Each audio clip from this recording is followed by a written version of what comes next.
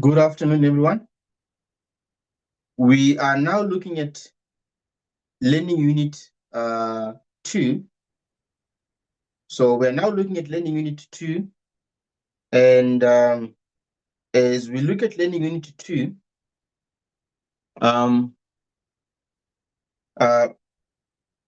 if you check in the study guide, regarding Learning Unit 2, you will see that for Learning Unit 2, they say we need to go through chapters 2 to 4 of the prescribed textbook. So for Learning Unit 2, we need to make sure that we go through chapters 2 to 4 of the prescribed textbook. And remember, for Learning Unit 1, we went through chapter 1 of the book, right? So now for Learning Unit 2, we need to cover chapters 2, 3, and 4 of the prescribed book as well. And then if you check in your textbook, Learning Unit 2 looks at banks, and then Learning Unit 3 looks at insurance companies and pension plans. And then Learning Unit 4 looks at fund managers. And here, when you look at Learning Unit 4, this is where we look at the different funds, like, for example, exchange-traded funds, unit trust investments, which are also referred to as mutual funds. And then we'll also look at the other funds that are also available as well. And we're going to be looking at different examples just to demonstrate how they are set up and what information they make available as well. So today we are going to be looking at Learning Unit 2, which looks at banks, and all these forms look at all this. When you look at Learning Unit 2 of the textbook, we are looking at financial institutions. So you look at the different types of main financial institutions there. We are looking at banks. We are looking at insurance companies. We're also looking at funds as well. And these are all the three main financial institutions that we're going to be interested in as well. So now, when you look at banks, you see that which is part of Learning Unit 2, which is the first chapter. So our agenda today is to make sure that we go through chapter 2, which is the first section of Learning Unit 2. So we're going to look at chapter 2 today. That's our agenda. So by the end of the class today, we should be done with chapter 2, which is the first part of Learning Unit 2. Now, before we look at the chapter as well, for housekeeping, please take note. If you look at your assignments, you will see that for exam purposes, there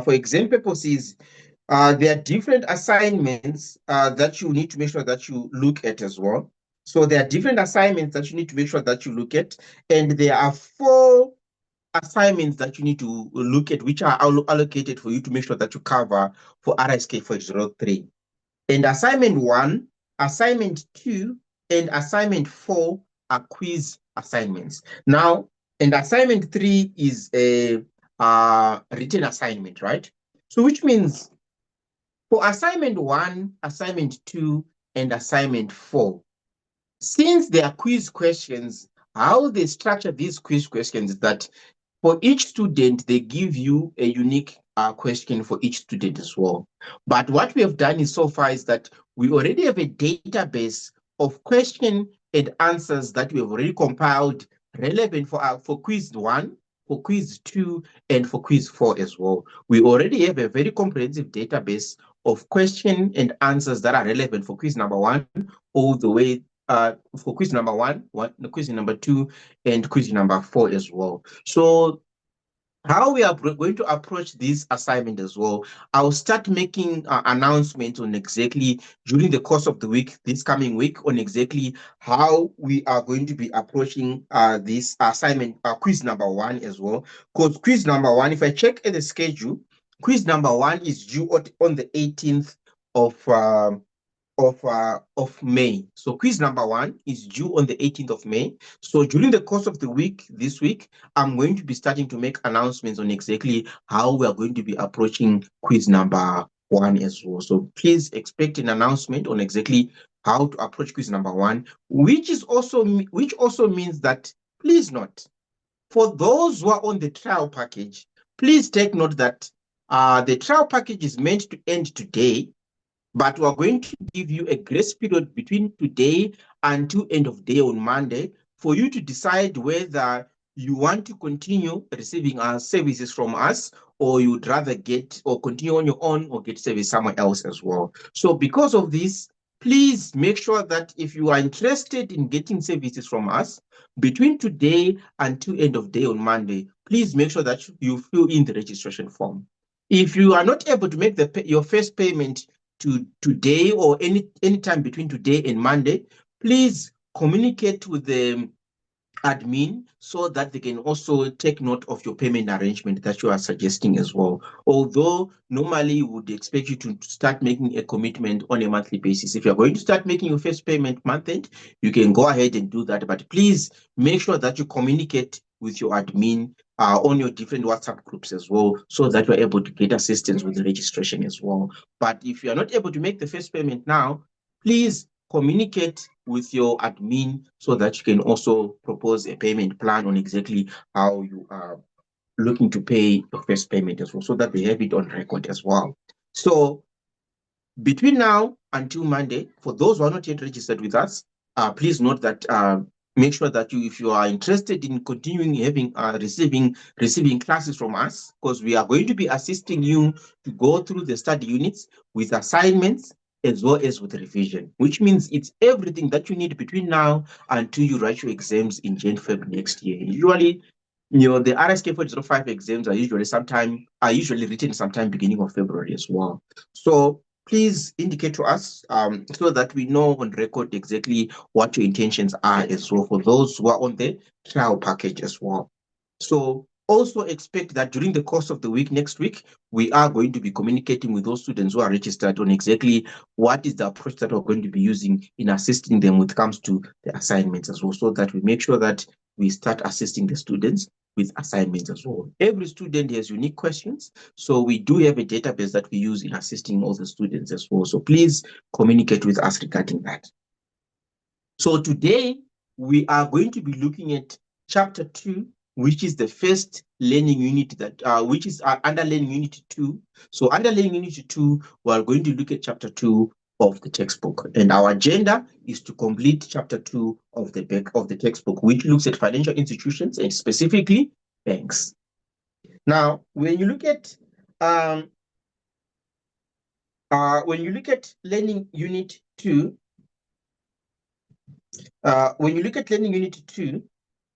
we are saying under the introduction section there, they are saying today most banks. Okay, before we proceed, are there any questions before we proceed? Any questions?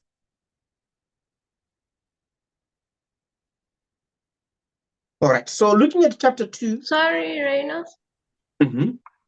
I have a question, but it's on unit 1. You know, at the end when you say you must practice those questions at the end of unit 1.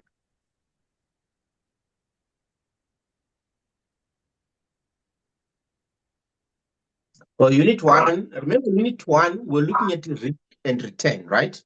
And yes, we looked at unit risk and return, and we looked at calculation of the expected return and the standard deviation for unit for a single asset and also for a portfolio of assets as well.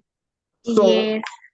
we don't go through the questions with you in detail in class, but there is a PDF document that we will share with our registered students, which gives them answers to some of the end of chapter questions as well. So we do have them. And remember, please take note that your textbook has answers to some of the questions at the end of the chapter. So you will see that when it comes to practice questions and problems, your textbook does provide you with the answers to those practice questions. So your textbook does provide that. Then when it comes to further questions, we do have a PDF document that we share with our registered students, which gives answers to some of these further questions as well. So keep that in mind. But if there's any practice question that you come across that is that you don't understand, even when you're looking at the answer as well, please let us know so that we know exactly, so that we can give you any further explanation where you might be lost as well. Okay, thank you. Yeah. All right, cool. Are there any other questions?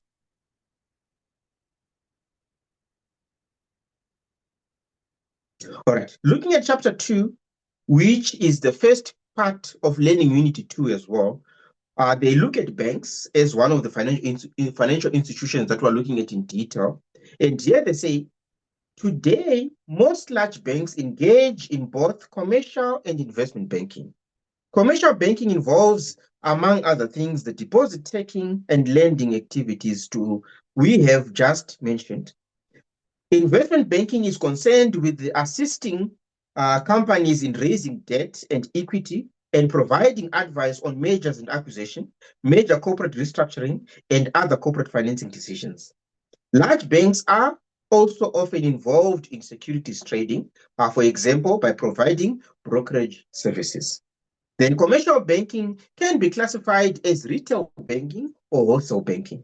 Retail banking is, as its name implies, involves taking large, relatively small deposits from private individuals or small businesses and making relatively small loans to them. Then wholesale banking involves the provision of banking services to medium and large corporate clients, fund managers, and other financial institutions. Both loans and deposits are much larger in wholesale banking than in retail banking. And typically, the spread between the cost of funds and the lending rate is smaller for wholesale banking than for retail banking. However, this tends to be offset by lower costs as well. Then, so when you're now looking at all these different types of banks as well, the first one that we're going to be looking at now is commercial banking. And when it comes to commercial banking, they say commercial banking is virtually all in commercial banking in virtually all countries has been subject to a great deal of regulation. This is because most national governments consider it important that individuals and companies have confidence in the banking system. Among the issues addressed by regulation in the capital is the capital that banks must keep, the activities that they are allowed to engage in, deposit insurance, and the extent to which mergers and foreign ownership are allowed. So that's why typically they say usually commercial banks are very much face a lot of regulation as well. It's mainly because they are dealing with the deposits from small entities or individuals as well. Now, on section 2.2, we look at the capital requirements of a small bank. So when we look at the capital requirements of a small bank, they say, so when you look at the capital requirements of a small bank, they say to illustrate the role of capital in banking, we consider a hypothetical small community bank named Deposits and Loans Corporation. So Deposits and Loans Corporation is primarily engaged in the traditional banking activities of taking deposits and making loans. A summary balance sheet of DLC at the end of 2023 is shown in table 2.2, and the summary income statement of 2023 is shown on table 2.3 as well. So when you look at these tables, so they give us the income statement for the bank is shown on table 2.3. And when you look at this income statement, we have, for a typical bank, we have net interest income minus loan losses minus non-interest income, plus non-interest income minus non-interest expense. And this is how you arrive at the pre-tax operating income. Then when you look at the balance sheet of a typical bank, this is the one that is shown on table 2.4, and in this case is for DLC hypothetical bank. And when you look at this particular bank, they say Your accounting equation is your assets is equals to equity plus liabilities, right? Now, when you look at your assets is the cash, the marketable securities, the loans, and the fixed assets. And then under your liabilities and net worth, under your liabilities, you have your deposits, you have your subordinated long-term debt, and your net worth in this case is the equity capital, which is equals to 1 in this case. So which means this is the breakdown of the equity of the assets and then your equity and liabilities as well. So they go on to explain this breakdown in detail. And here they say, when you look at this hypothetical bank, they say table 2.2, table 2.2 shows that the bank has 100 million in assets. Most of the assets, which is about 80% of the assets, are loans made by the bank to private individuals and small corporations.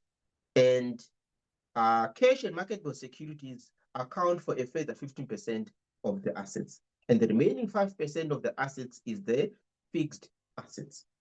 Then if you look at the breakdown that they're talking about there, they are saying 100 million is what we have as your total assets.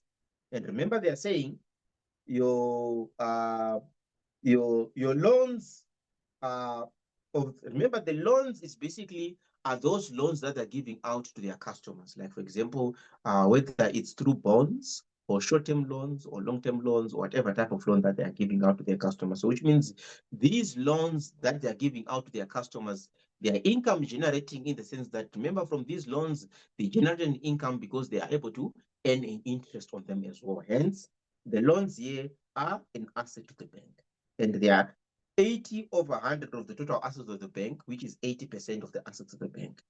Then they also say cash and marketable securities are 15% because it's going to be 5 and 10. So cash and marketable securities are 50% of the assets of the bank.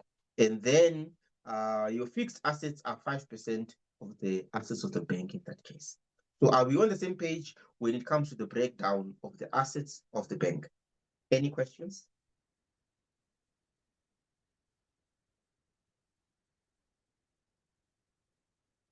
Now, they also give us the breakdown of the equity and liabilities of the bank.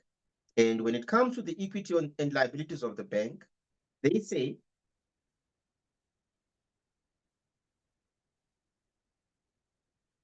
a total of 90% of the funding for the assets comes from deposits of one sort or another from the bank's customers. A further 5% is financed by subordinated long-term debt. So these are bonds issued by the bank to investors that rank below deposits, in the event of a liquidation. Then the remaining 5% is financed by the bank's shareholders in the form of equity capital. So this equity capital the remaining 5% is the equity capital. So if you check on the balance sheet there, sorry, I was reading remember this is the income statement. Oh yeah, sorry. It's still almost the same thing, but this is the initial table that they're giving us. Because on the initial table, we have under assets, you have loans which are 80%, you have a cash and marketable securities which are 15%, and you have your fixed assets which are 5% of the assets of the business. Then they say initially, remember there's a before and after, so that's why I misread this as well. Initially, the deposits of the bank are worth 90 million. Then the subordinated long-term debt is worth 5 million. And then the equity capital is worth 5 million as well, which means your deposits are 90% of the funding. And your subordinated long-term debt is 5% of the funding. And then your equity capital is 5% of the funding as well. Yes? Where's 15% here? Sorry? I thought you said there is 15% of, I don't know whether is it the asset or what, but I Cash and don't. marketable securities. So your cash and marketable securities are 15% of the assets. Oh, So your cash is 5 million plus your marketable securities of 10 million. It makes it 15 million of the total 100 million, hence 15% of the assets. All right. Okay, thank you. All right. All right. Is there any other question? Please note, I had misread the table for the balance sheet of the bank. The first table that we're supposed to look at is this one. Then the second table is where the equity funding and the funding of the bank changes as well. But we're going to explain that coming after that. So initially, this is the structure of the assets and equity and liabilities of the bank. And as you can see, of importance, your deposits are worth 90 million.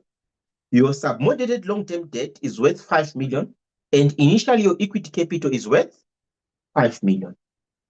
So please take note of the funding of the bank, because there's a reason why we're demonstrating that breakdown of the funding of the bank. So this is what they're trying to explain in this breakdown there, where they say table 2.2 of the 100 million of the assets, 80% is what is the loans to private individuals or loan small corporations, and then cash and marketable securities are 15%, which is 15 million, 10 and 5. And then the remaining 5% is the fixed assets. Then they also say a total of 90% of the funding is of the assets comes from deposits of one sort of another from the bank's customers. Then another 5% is coming from subordinated long-term debt, and then the remaining 5% is coming from the what? Bank shareholders in the form of equity capital. So this is the breakdown that they're giving us here on table 2.2.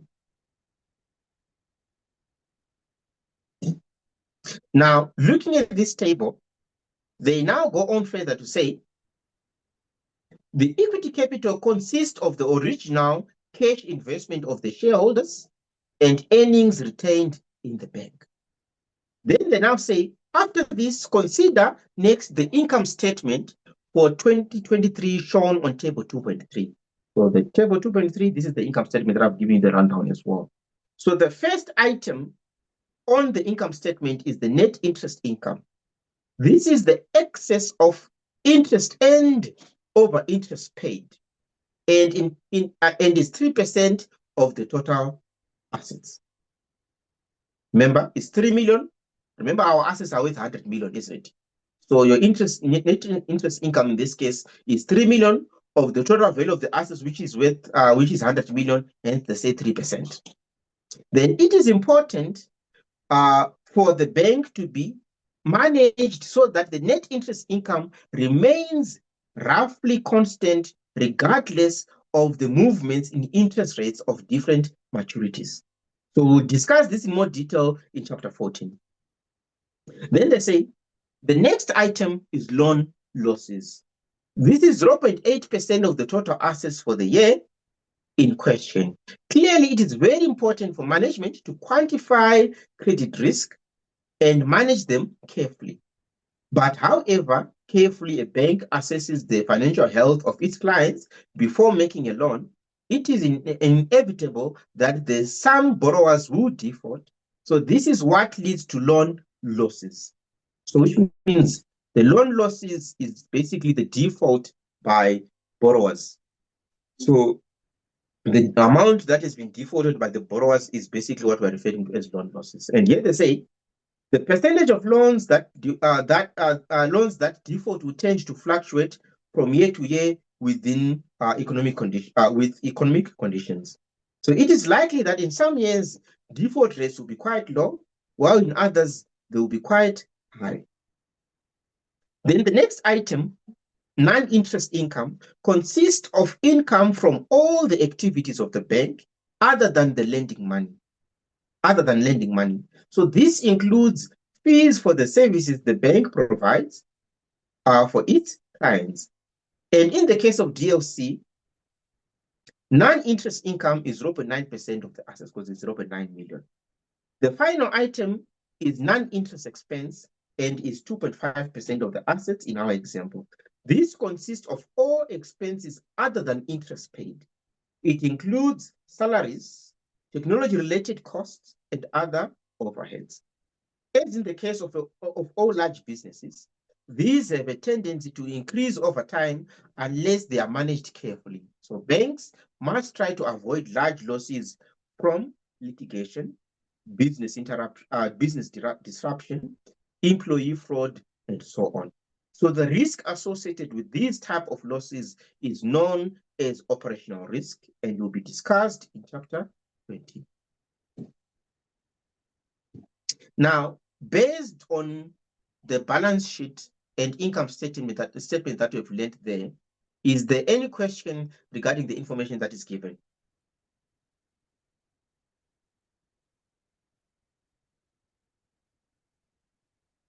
Now, we look at the concept of capital adequacy.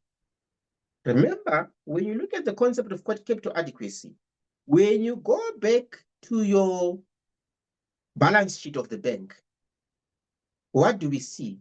When you go back to the balance sheet of the bank, we see that equity capital is 5 million. So we see that equity capital is 5 million. So what we're saying when you look at capital adequacy is that if there's going to be any losses that the bank suffers, so if there's going to be any losses that the bank suffers there, do we have enough capital to absorb these losses? So that's basically what they mean by capital adequacy. So we're saying if there's going to be any losses that the bank suffers, do we have enough capital to absorb these losses? So here, let's say one measure of the performance of the bank is return on equity. So table 2.2 and 2.3 show that DLC has a before-tax return on equity, which is given as that. Now, how they're calculating their return on equity here is that they're saying the return on equity is given as your pre-tax operating income divided by the value of equity, and then we multiply that by 100 to make it a percentage. And this is how we are arriving at the return on equity. Now, if you check on the information that we're given here on those tables, so if you check on the information that they give us on those tables there, we see that your pre-tax operating income is 0.6 million, and your equity in this instance is worth how much? 5 million. So what does that mean? Our pre-tax operating income is 0.6 million, and your equity is worth 5 million. If you multiply that by 100, how much is the return on equity in this case?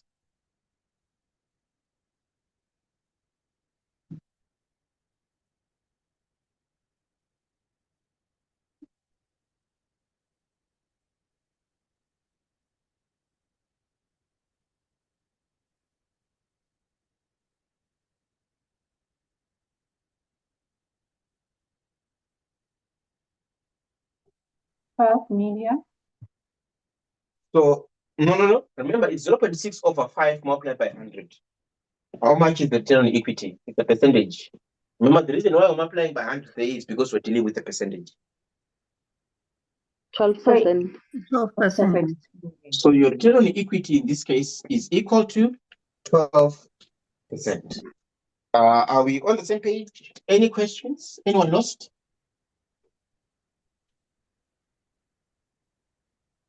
Now, they go on to explain and say,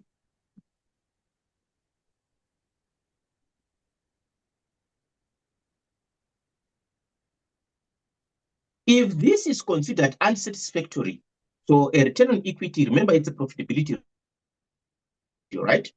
So if this return on equity of 12% is considered unsatisfactory, one way DLC might consider improving its return on equity is by buying back its shares and replacing them with deposits so that equity financing is lower and return on equity is higher.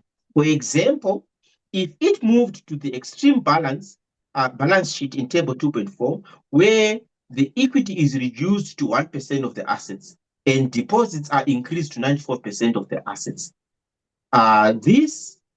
It's before tax return on equity would jump to 60%.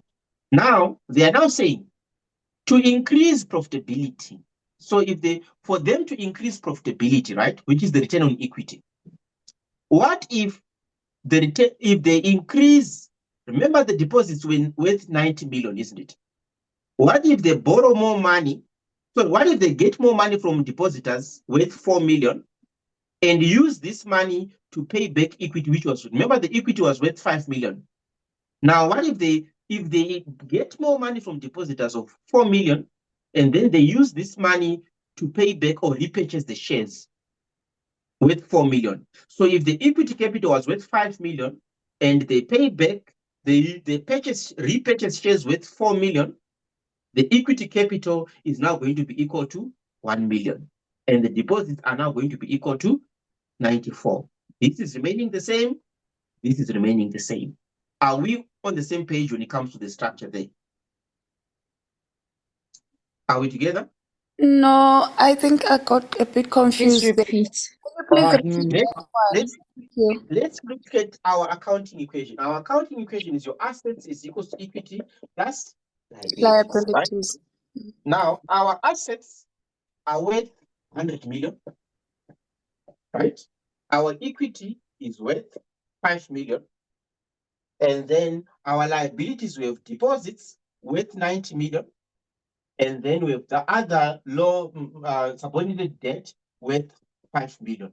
And this gives us a total of 100. So which means we have 100 here, 90 million plus 5 is 100 there. So which means our accounting equation is balancing, right? Are we on the same page so far? Yes. We're good, right? Now they say, what if we get more money from depositors worth 4 million, right? And we use this money to pay back or repurchase equity worth 4 million. So we're getting more money from depositors worth 4 million and use this money to repurchase the shares. Are we together now?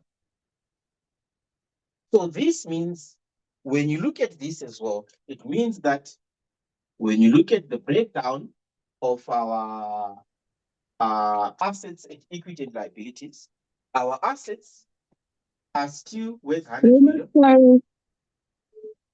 Mm-hmm. Yes. How does that then improve the return on equity? That's what we're trying to demonstrate. So that's exactly what we're trying to demonstrate as well. So we are now, remember we got more money from depositors worth 4 million, and we use that money to repurchase the shares there, right? For 4 million as well. I'll go on the same page so far. So this means our equity is now worth 1 million, right? Our depositors are worth 94 million. And our subordinated debt is still remaining at 5 million. Are we on the same page? Are we together then? Now, we want to see exactly, so how is it going to end up affecting our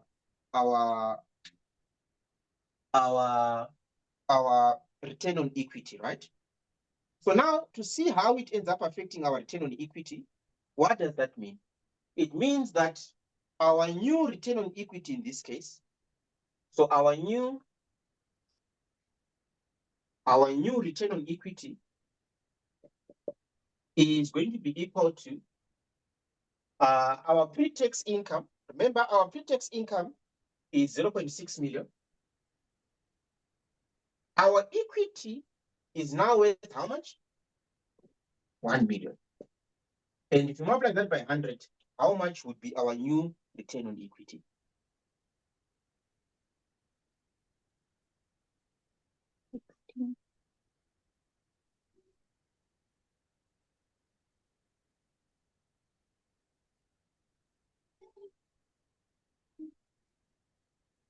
It's 60%. So our return on equity is now 60%. So what does that mean? It means our return on equity is now gone up from 12% to 60%. Are we on the same page so far?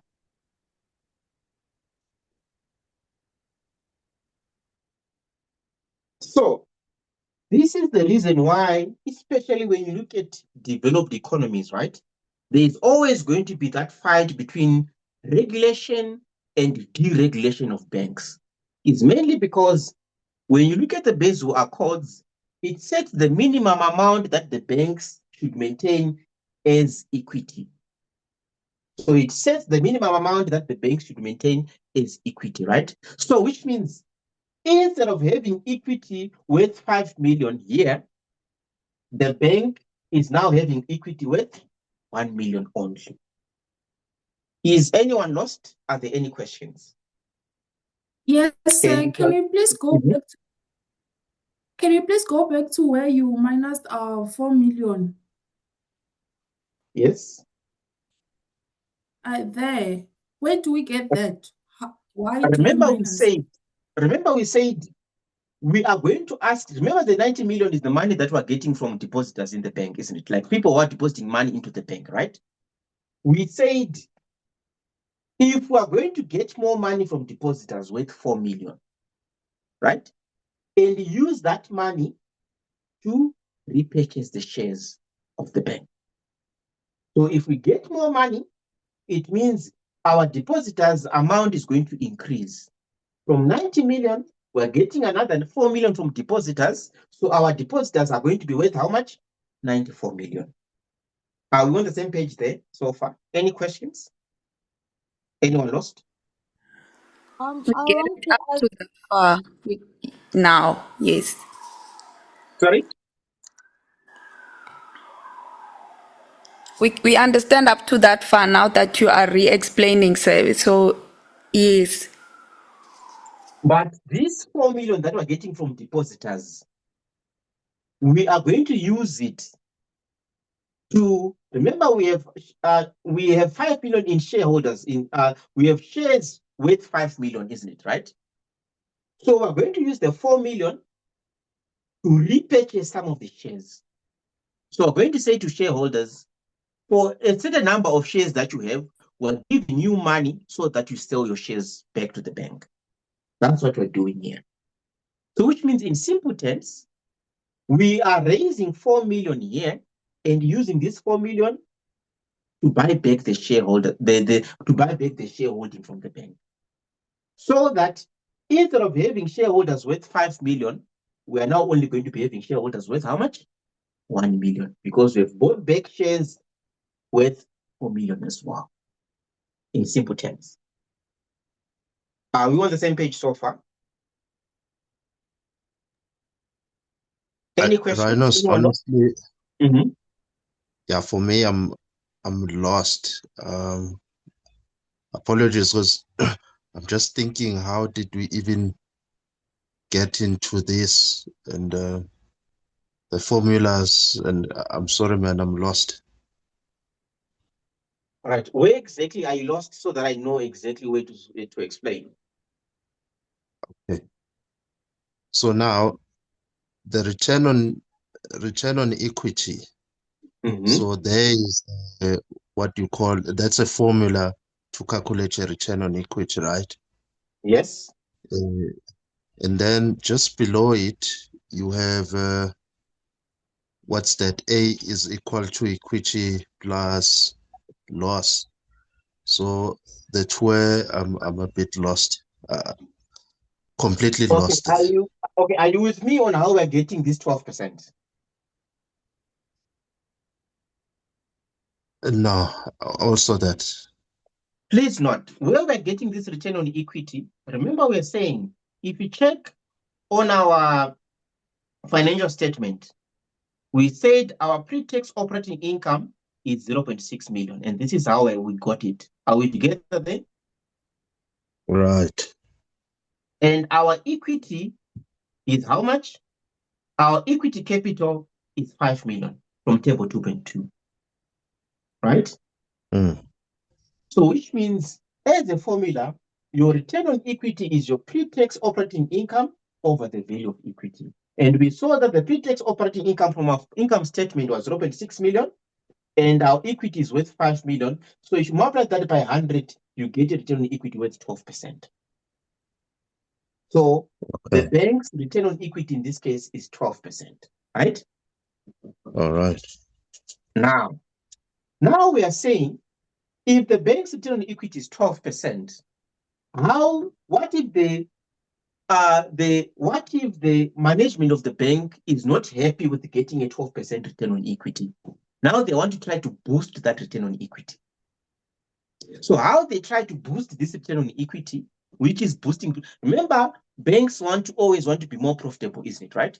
So how this bank is trying to boost its profitability is by getting more money from depositors and using this money that they got from depositors to pay back some of the shares. So they are raising 4 million here from depositors and using that money to pay back shares worth 4 million as well. So what do we see now when it comes to accounting equation? Your accounting equation from accounting says your assets is equal to equity plus liabilities. That's your balance sheet, isn't it? So in our balance sheet, your assets are worth 100 million. Nothing has changed, so your assets are still worth 100 million. Your equity was worth 5 million. We bought back some of the shareholding worth 4 million, so our equity is now worth 1 million. The money from depositors initially was 90 million. We got more money from depositors of 4 million, so our depositors are worth 94 million. And our subordinated debt has not changed, it has remained at 5 million. Are we on the same page so far? So the accounting equation is also an additional formula.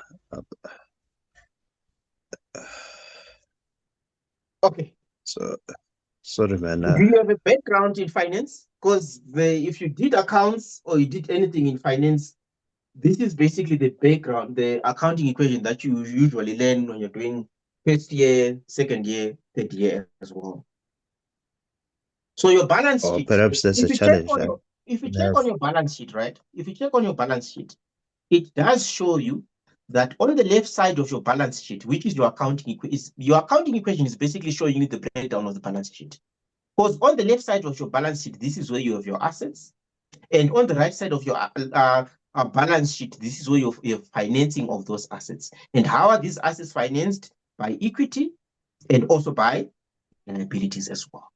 So that's why we say with your accounting equation, which is your balance sheet, your assets should be equal to your equity plus liabilities. Okay. Yes.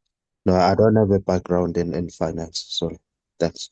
Please let me know after the class. Please let me know after the class so that I keep a tab on you as well. So if you don't have a background in finance as well, please communicate with me during the registration process so that we keep a tab on your progress as well. Okay. Thank you. Yeah. So now our balance sheet is still balancing because your asset side should also be equal to your equity and liability side. Our assets are worth 100 million, but our equity is worth 1 million, and your liabilities are now worth how much? 99 million, which means 1 plus 99, your balance sheet is still balancing because your left side of the balance sheet should always be equal to the right side of the balance sheet as well. So now, what does that mean? Now, to see what the return on equity is going to be, we're going to say the return on equity, we saw that our pre-tax operating income is 0.6 million. But now, what has happened to equity? Instead of having an equity amount worth 5 million, we're now having an equity amount worth what? 1 million. Hence, the return on equity is now 60%. And if the return on equity is 60%, what does that mean? Remember, the return on equity is a ratio that measures profitability or how profitable the business is. And as you can see, in this case, the bank's profitability has increased because the return on equity has increased from 12% to 60%. So we can say, from a return on equity perspective, which measures profitability, the bank's profitability has improved in this case. Are we on the same page? Any questions? Anyone lost?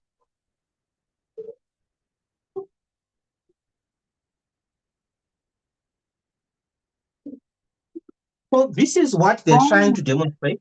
Okay, sorry for interjecting.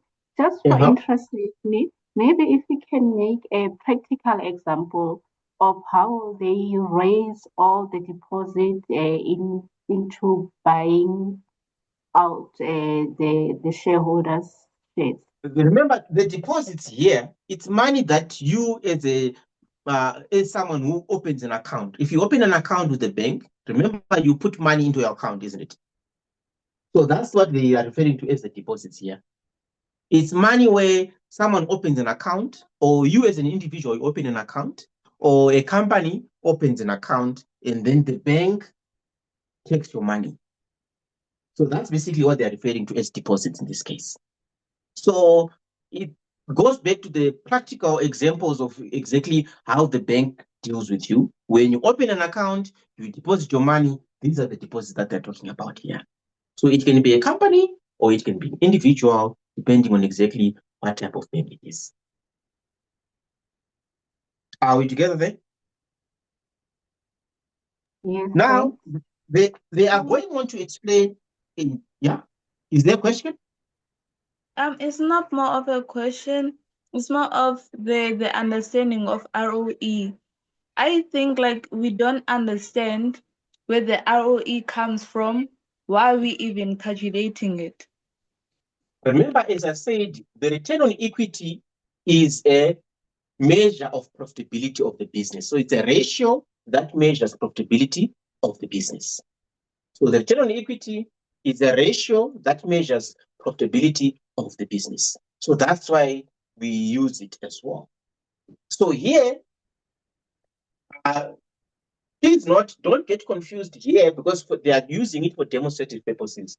You are going to see that there are different formulas that you can come across in different texts for calculation of return on equity. But for demonstrative purposes, they are saying the return on equity is your pre-tax operating income over equity, to say how much profits are you generating in relation to the amount that you investors have invested in the company as well. So how much profit are they generating in relation to the money invested by the shareholders? That's the return on equity. So it's a ratio which is given as the percentage because I'm multiplying by 100 here, which measures profitability of the business. Are we together there? So which means in this case, the profitability of the business has increased because this ratio is gone up from 12% to 60%. So we can say the bank is increased its profitability because from generating 0.6 million of the money invested by investors of 5 million, they are now generating 0.6 million from only 1 million invested by what? By investors. Hence the return on equity has improved. So it's a profitability ratio that is used to assess the profitability of the business.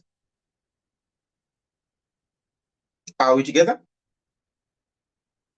All right. So moving on, they go on to say,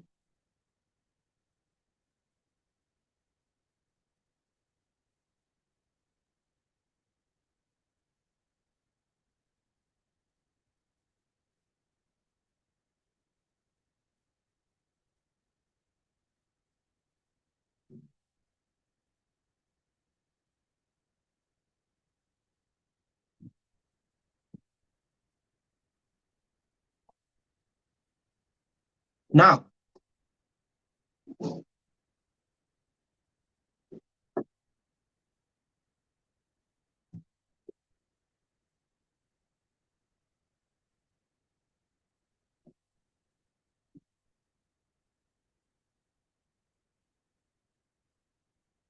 so here they say, remember, here they say, now, because we have reduced our equity capital from 5 million to 1 million, our return on equity is managed to increase from 12% to 60%, right?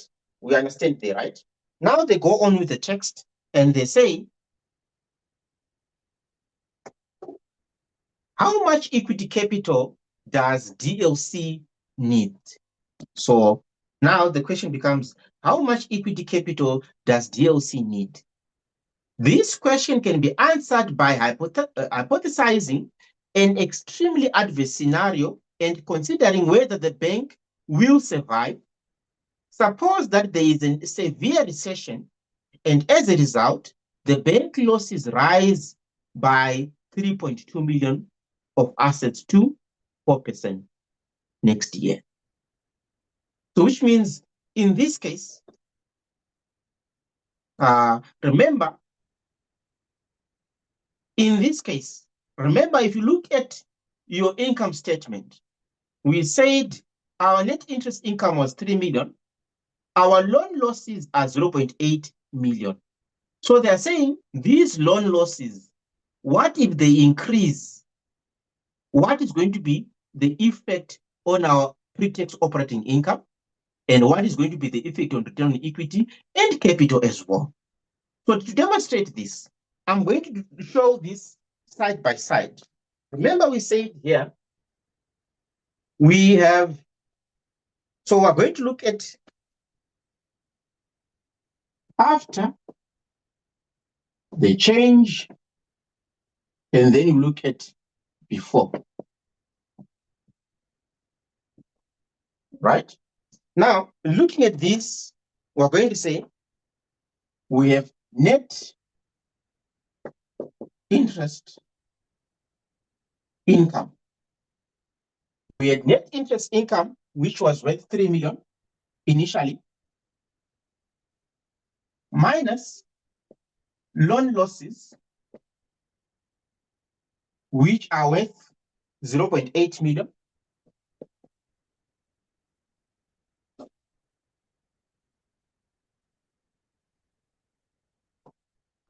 Then we have non-interest income,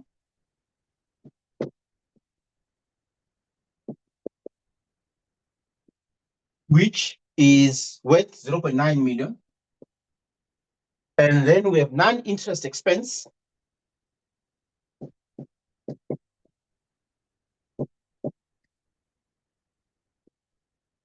which is worth 2.6 million. Remember, your expenses, you subtract them, isn't it? Your income, you add. And this is how we are arriving at the pre-tax operating income. Are we on the same page so far? And we arrived at a pre-tax operating income of 0.6 million. Any questions so far? Anyone lost? Now, on the question, they now go on to say what they're demonstrating there. They now go on to give us another curveball, and they say, what happens now? What happens?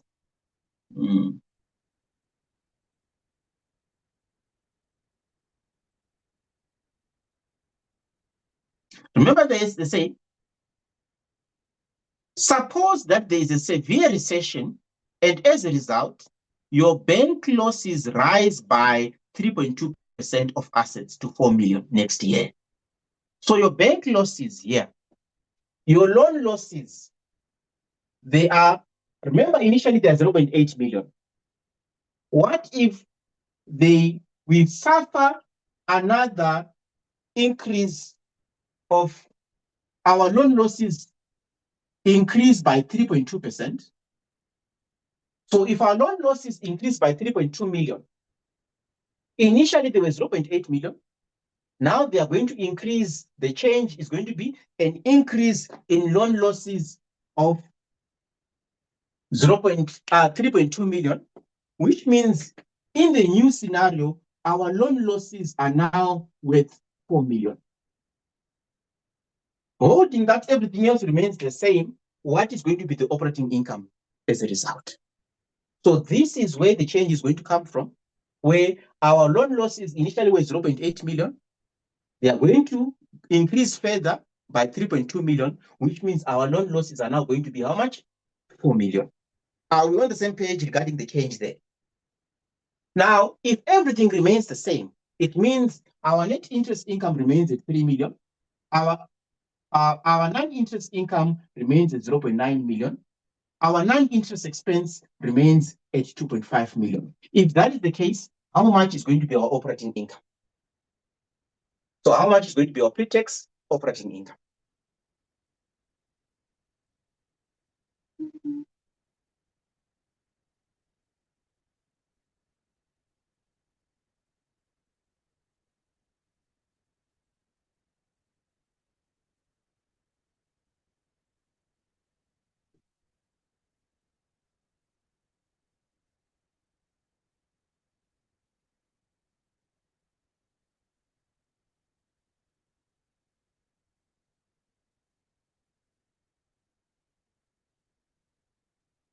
How much do you get?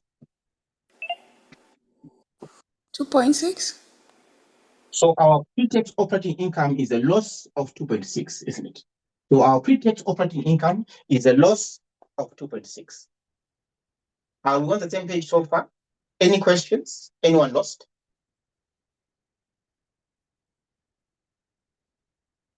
So this is what they're trying to demonstrate here when they say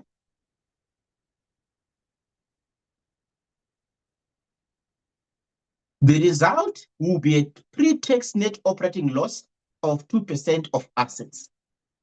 So it's a pre-tax operating loss of 2.6% of the assets. Because remember, it's 2.6 million. Remember, our assets are worth 100 million. So 2.6 million loss over 100 million gives you how much? 2.6% loss, isn't it? Right? As a percentage of our operating assets. Then they go on further to say,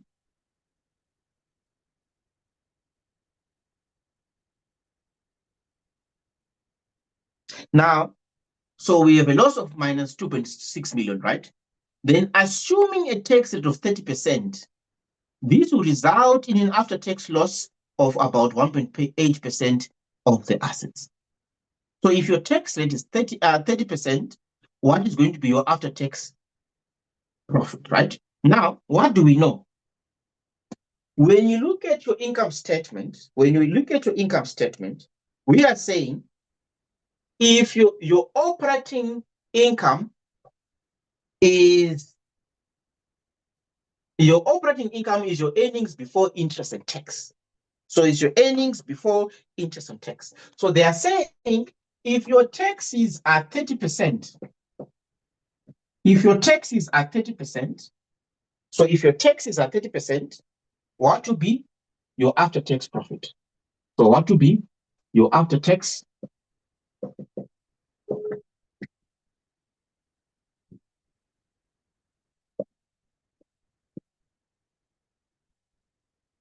Now, if you do this calculation, if your operating income is 0.6 million, what is 30% of 0.6 million? What is 30% of 0.6 million?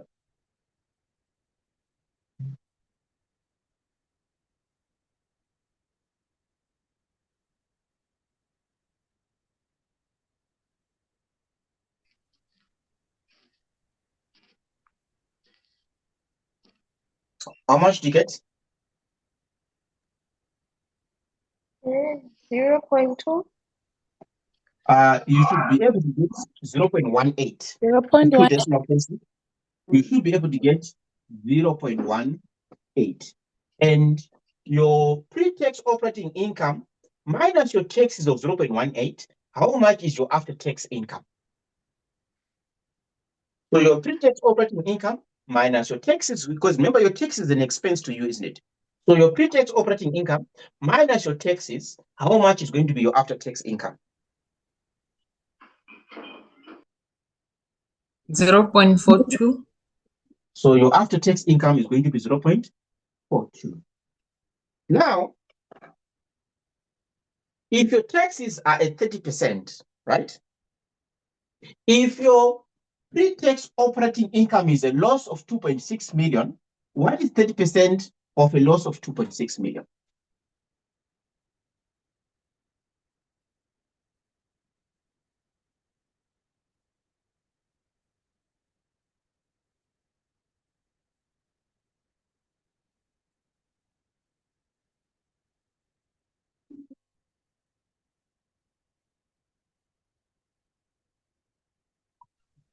0.78.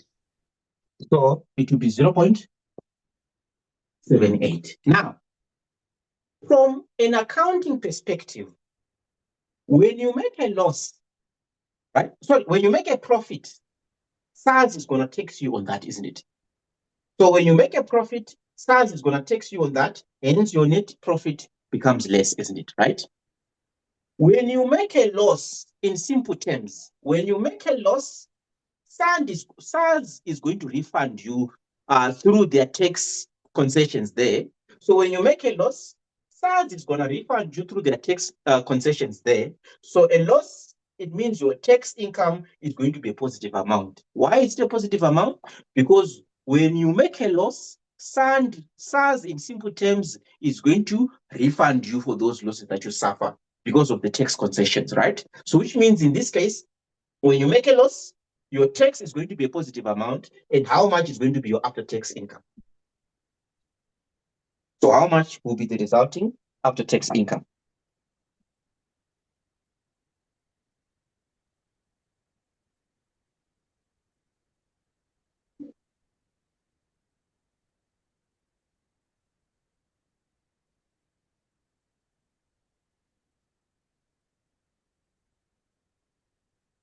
$1.82. So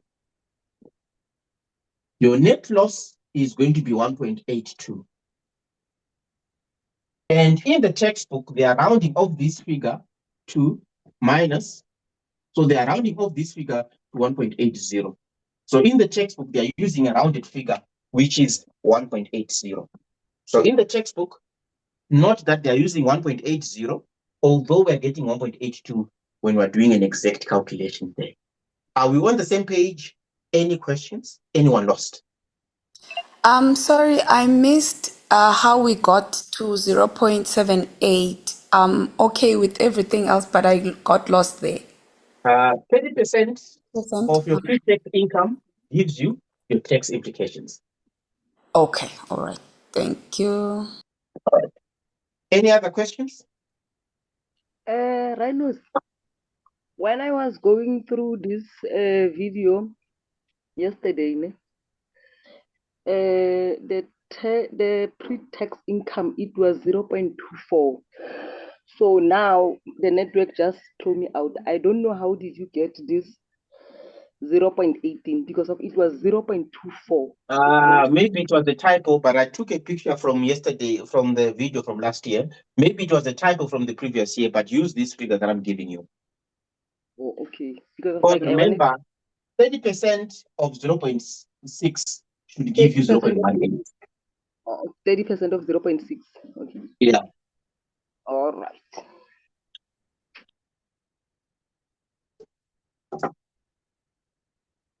So I'll go on the same page so far. So this is what they're trying to explain. So this is what they're trying to explain when they say table 2.2, in table 2.2, so here they say, assuming tax rate of 30%, this will result in an after-tax loss of about 1.8% of the assets. 1.8 of the assets, because our loss is what? Minus 1.8 million. So 1.82 is roughly about 1.8% of that. That's where the 1.8 of the assets is coming from. Then they go on further to say, in table 2.2, equity capital is 5% of the assets. So an after-tax loss equal to 1.8% of the assets, although not at all welcome, can be absorbed. It will result in a reduction in the equity capital to 3.2% of the asset. Then even a second year, a bad year, similar or the first year would not equally wipe out the capital. So now, remember, we are talking capital adequacy, right? So remember, we are talking capital adequacy. We are saying before, remember before we said your assets is equal to equity plus liabilities. And then we said initially we have assets worth 100 million should be equal to equity, which is worth 5 million. And then we have depositors' money worth 90 million. And then we have subordinated debt worth 5 million. Now they are saying, if we suffer a loss, remember we said we use our assets, the bank uses its asset to make more money for itself, isn't it? So in the instance where the bank suffers a loss of 1.8 million, if the bank suffers a loss of 1.8 million, the question now becomes, is the bank able to continue as a going concern? If they suffer a loss of how much? 1.8 million. Because we can see here, the bank has suffered a loss of 1.8 million. So the question becomes, is the bank in a position to continue as a going concern? So if we, on our asset side, if we suffer a loss worth 1.8 million here on our asset side, so if you suffer a loss worth 1.8 million here, because we suffered a loss of 1.8 million here, right? So if we suffer a loss on our asset there worth 1.8 million, the question now becomes, is the bank able to continue as a going concern? So the question now becomes, who is going to absorb these losses? And ideally, when it comes to the hierarchy of who absorbs losses first, capital has to absorb losses. After the capital absorb losses, your subordinated long-term debt have to absorb the losses. And lastly, as a last resort, the depositors will absorb losses. That's why you see, of importance, look at the case study of VBS Bank. It was in this sequence as well, how the bank ended up being liquidated, because now the question becomes, if there's a loss that is suffered here, for the bank to continue as the going concern, is it in a position to absorb these losses? Now, if there's a loss of 1.8 million that is suffered here, now we're going to say the 1.8 million has to be absorbed by the what? By the owners of the bank.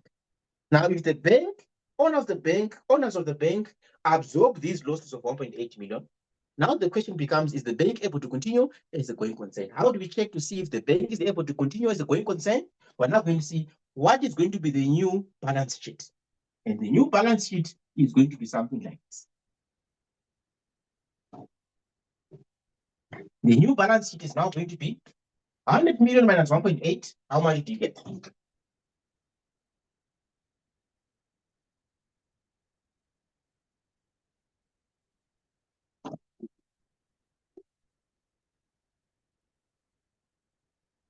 $98.2. And then your equity, 5 million minus 1.8. How much do you have?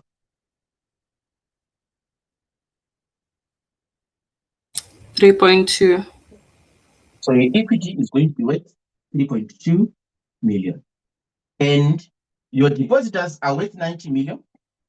And your subordinated debt is worth 5 million. Are we on the same page? Any questions?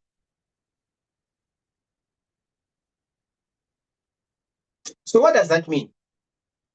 If the bank maintains equity worth 5 million, the bank is in a position to absorb this loss, isn't it? Are we on the same page now? Are we together? Do you see where everything is coming in together? If the bank has an equity to capital worth 5 million there, if we suffer a loss of 1.8 million here, the bank should be in a position to have a positive value of capital so the bank can still continue running. Are we on the same page? Any questions? Anyone lost? Linus, as an example, right? Let's say then in our earlier conversation, we said that the shareholders were not happy with the return on equity, so then they bought back 4 million. How would this situation look like in a situation where we then had 1 million? That's where we are going. That's where we are going with this example. So we are coming there. But so far, are we on the same page? if the bank is financed like this, yes, the return on equity is 12%, but at the same time, we are in a position to absorb losses in case we have losses worth 1.8. So this is what they're trying to demonstrate or discuss here.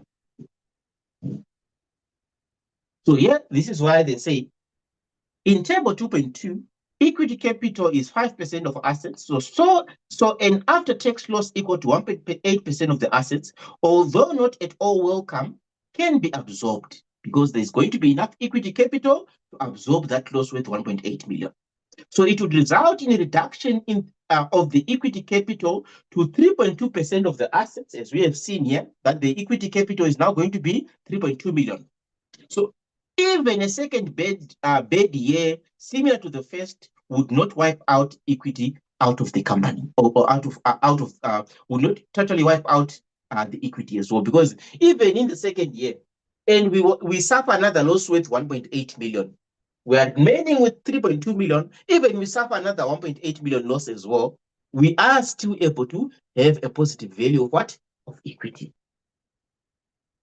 Now they say, if DLC had moved to the more aggressive capital structure shown on table 2.4, it is far less likely to survive, right? So when they talk about the aggressive capital structure, this is what they're now trying to demonstrate, to say, aggressively, to improve our return on equity, what did the bank do? They got more money from depositors, and when they got more money from depositors, they used that money to pay back shareholders, right? So which means that in the new capital structure now, which is the after case. So in the case of after, what do we see happening to the capital structure? We're now seeing that to finance the assets with 100 million, we have equity with 1 million, we have depositors with 94 million, and we have what? Subordinate debt with 5 million. So what is going to be the implications now if we suffer a loss of 1.8 million? That's what they're trying to demonstrate.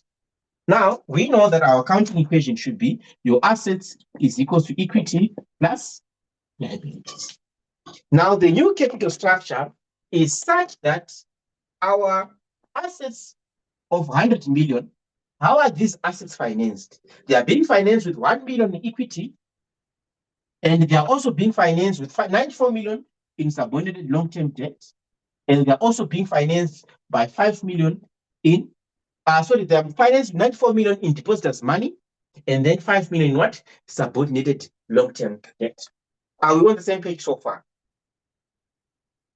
Now the question becomes, so what is going to happen if we suffer a loss of 1.8 million? If we suffer a loss of 1.8 million, it means, what do you see here? We only have equity worth 1 million, isn't it? So all the equity worth 1 million is going to be wiped out here.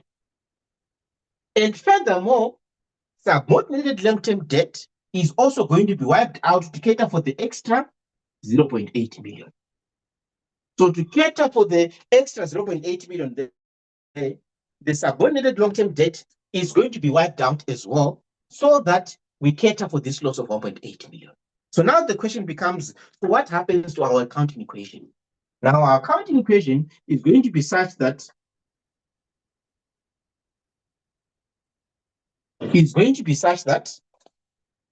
our assets are going to go down by 1.8 million as well, right? Because we're suffering a loss of 1.8 million.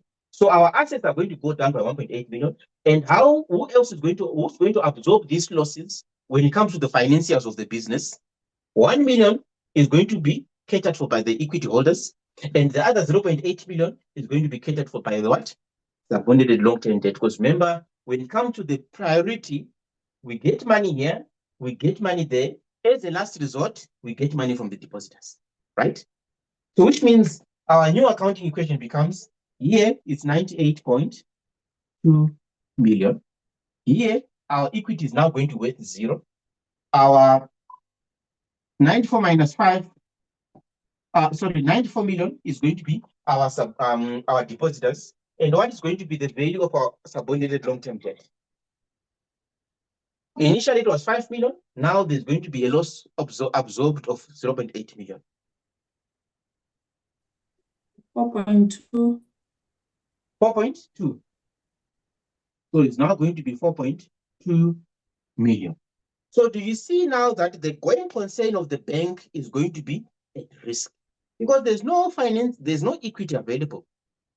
So because there's no equity available, the going concern of the bank is going to be at risk. So do you see now the give and take when it comes to the capital structure of the bank?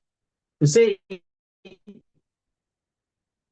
having less equity enables the bank to boost its profitability, but at the same time, it results in the bank running a risk of not having enough capital to absorb losses.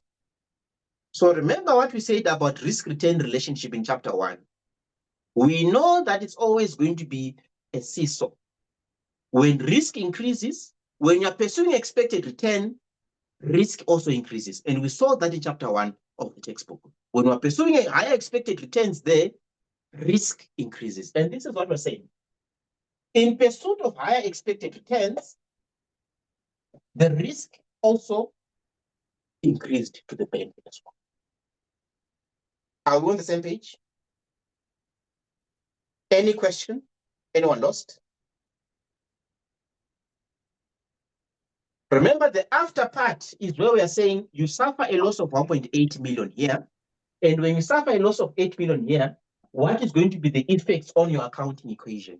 And we say when you suffer a loss of 1.8, your assets are going to go down by 1.8 million.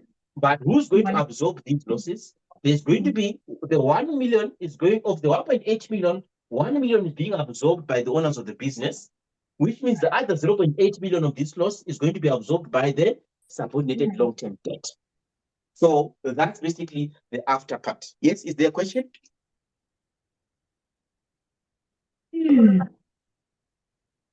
Yes, is there a question?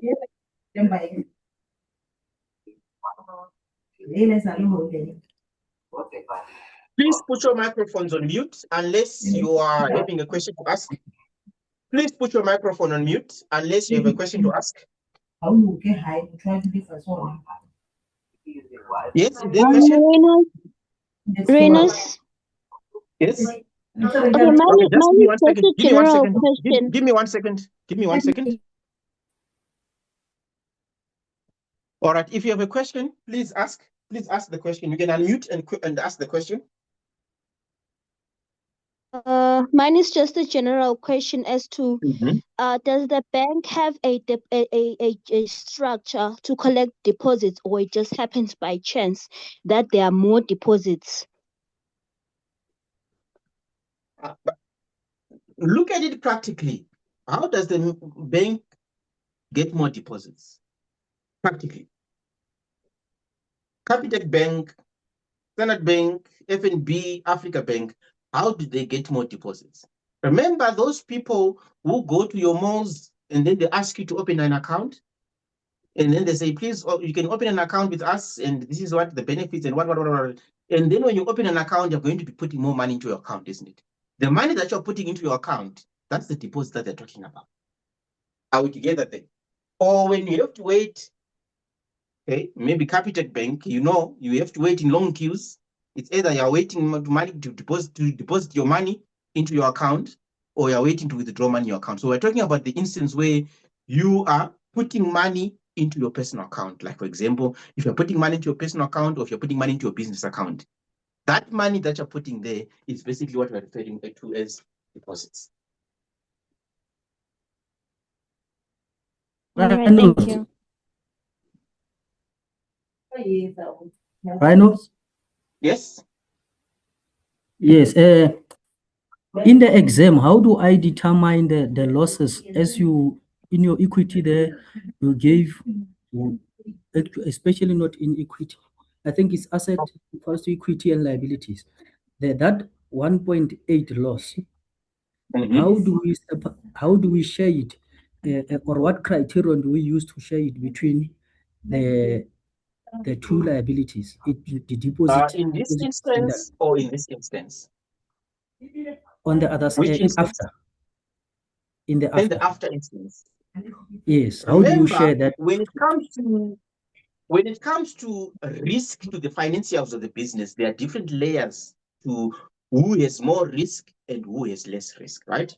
So in the case of a loss, remember it goes back to the accounting principles where we said that your equity shareholders, they carry the most risk for every organization, but at the same time, because they get the excess of what remains after everyone else has been satisfied. Remember in finance, not necessarily in accounting, but in short in finance, that's what we say, right? So which means because of that principle as well, we are saying in case of a loss, right, the party who absorbed the first loss amount is the owners of the bank. Then if the losses exceeds what the owners of the bank have contributed, according to hierarchy, the next party who should absorb those losses is the subordinated debts.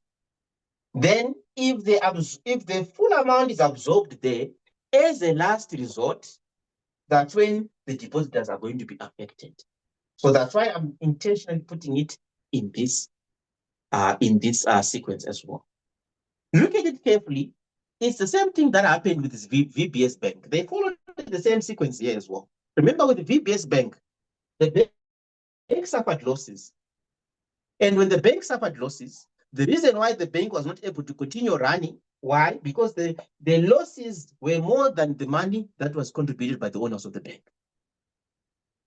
And those losses as well were more than the money that was available from any other subordinated financiers of the bank as well. And this is the reason why when you look at VBS Bank as well, there was a run for the bank. Remember those people who were standing outside trying to recover their money. And when they're trying to recover their money, people spending the night going into the bank, trying to withdraw money, as much money as they can. And there was a limitation on the amount of money that they could withdraw. And eventually, some people who had deposited money into the bank, they end up losing that money. Why? It's because of this sequence as well. So when the losses exceeds all these other things as well, it's going to end up affecting the depositors. And remember, the reason why the depositors are always on the high up in the hierarchy is mainly because, in simple terms, depositors are people who are not necessarily financially aware of exactly where the bank investing its money as well. So the only thing that they think of is, if I put my 200 Rand in my bank account, if I want that 200 Rand tomorrow, I should be able to withdraw that 200 Rand tomorrow. This is where the depositors are. And this is the reason why in every financial system, they always make sure that they protect the depositors as much as possible. Because without that protection of the depositors, what is going to happen? People are going to end up putting money under the pillow, or people are going to end up putting money in the couches as well. It's mainly because of this loss of confidence in the financial system.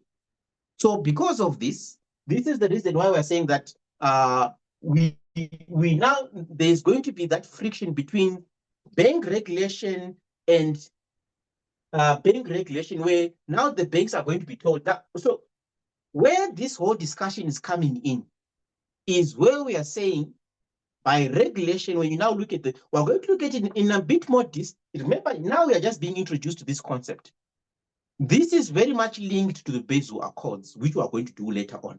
The Basel I, Basel II, Basel III, and any other amendments to Basel III as well. The reason why these Basel Accords were promulgated is mainly because of this issue of trying to protect the depositors. Because without protecting the depositors, yes, the bank is going to try to push as much as possible to make money, because as you can see here, the bank wants to make as much profit as possible by having as less equity as possible as well. So which means in the bank's pursuit of having as less equity as possible so that their return on equity is going to be high as well, they are also going to be having higher risk exposures. But at the same time, you don't want to risk the money of the depositors. So when you look at the Basel Accords, yes, they protect other people who are financing the bank, but the core of the people that they're trying to protect there is the depositors, because the depositors are innocent. They put their money today, they expect their money tomorrow, because they are saying, I have an account. If I have an account that I opened with VBS Bank, if I put my money today, I'm going to expect that if I come back anytime after tomorrow, I'm going to be able to access that 200 rand that I've deposited. So this is the example that they're trying to demonstrate to you on the give and take when it comes to the funding of the bank and the bank's pursuit of returns. So the Basel Accords, which now sets the limit on how much equity capital you must maintain as a bank. So the Basel Accords sets the limit on how much equity capital you must maintain. And when they set the amount of how much limit equity capital you must maintain, this is what we mean by capital adequacy. The capital has to be adequate to absorb these losses when you suffer these losses. Are we on the same page? Any question?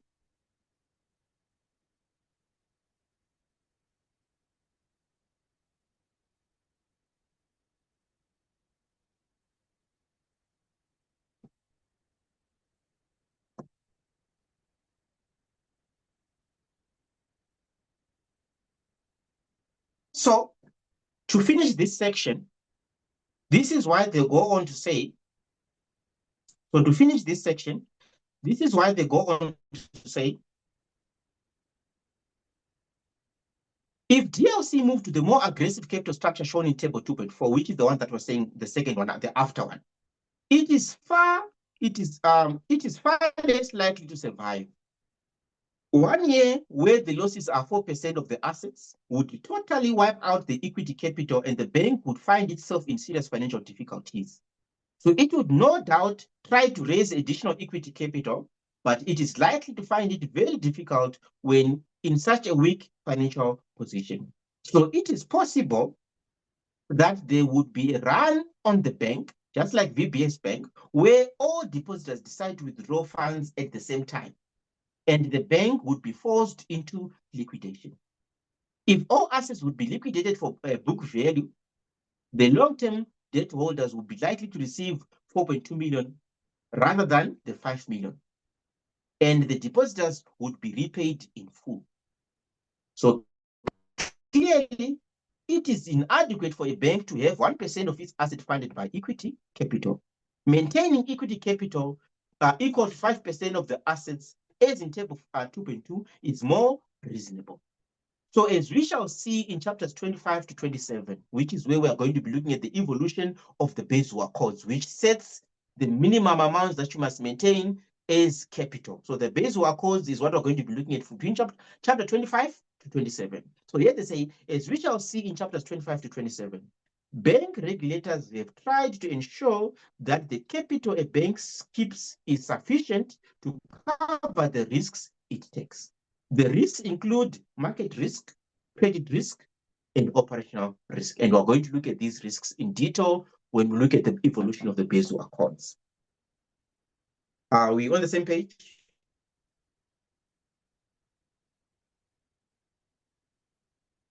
All right. Can we take a few minutes break until 3:55? So can you take a few minutes break until 3:55? Then at 3:55, we continue with the next section. So can you take a few minutes break until 3:55? Then at 3:55, we continue with the next section. Are there any questions before we proceed? Any questions before we proceed?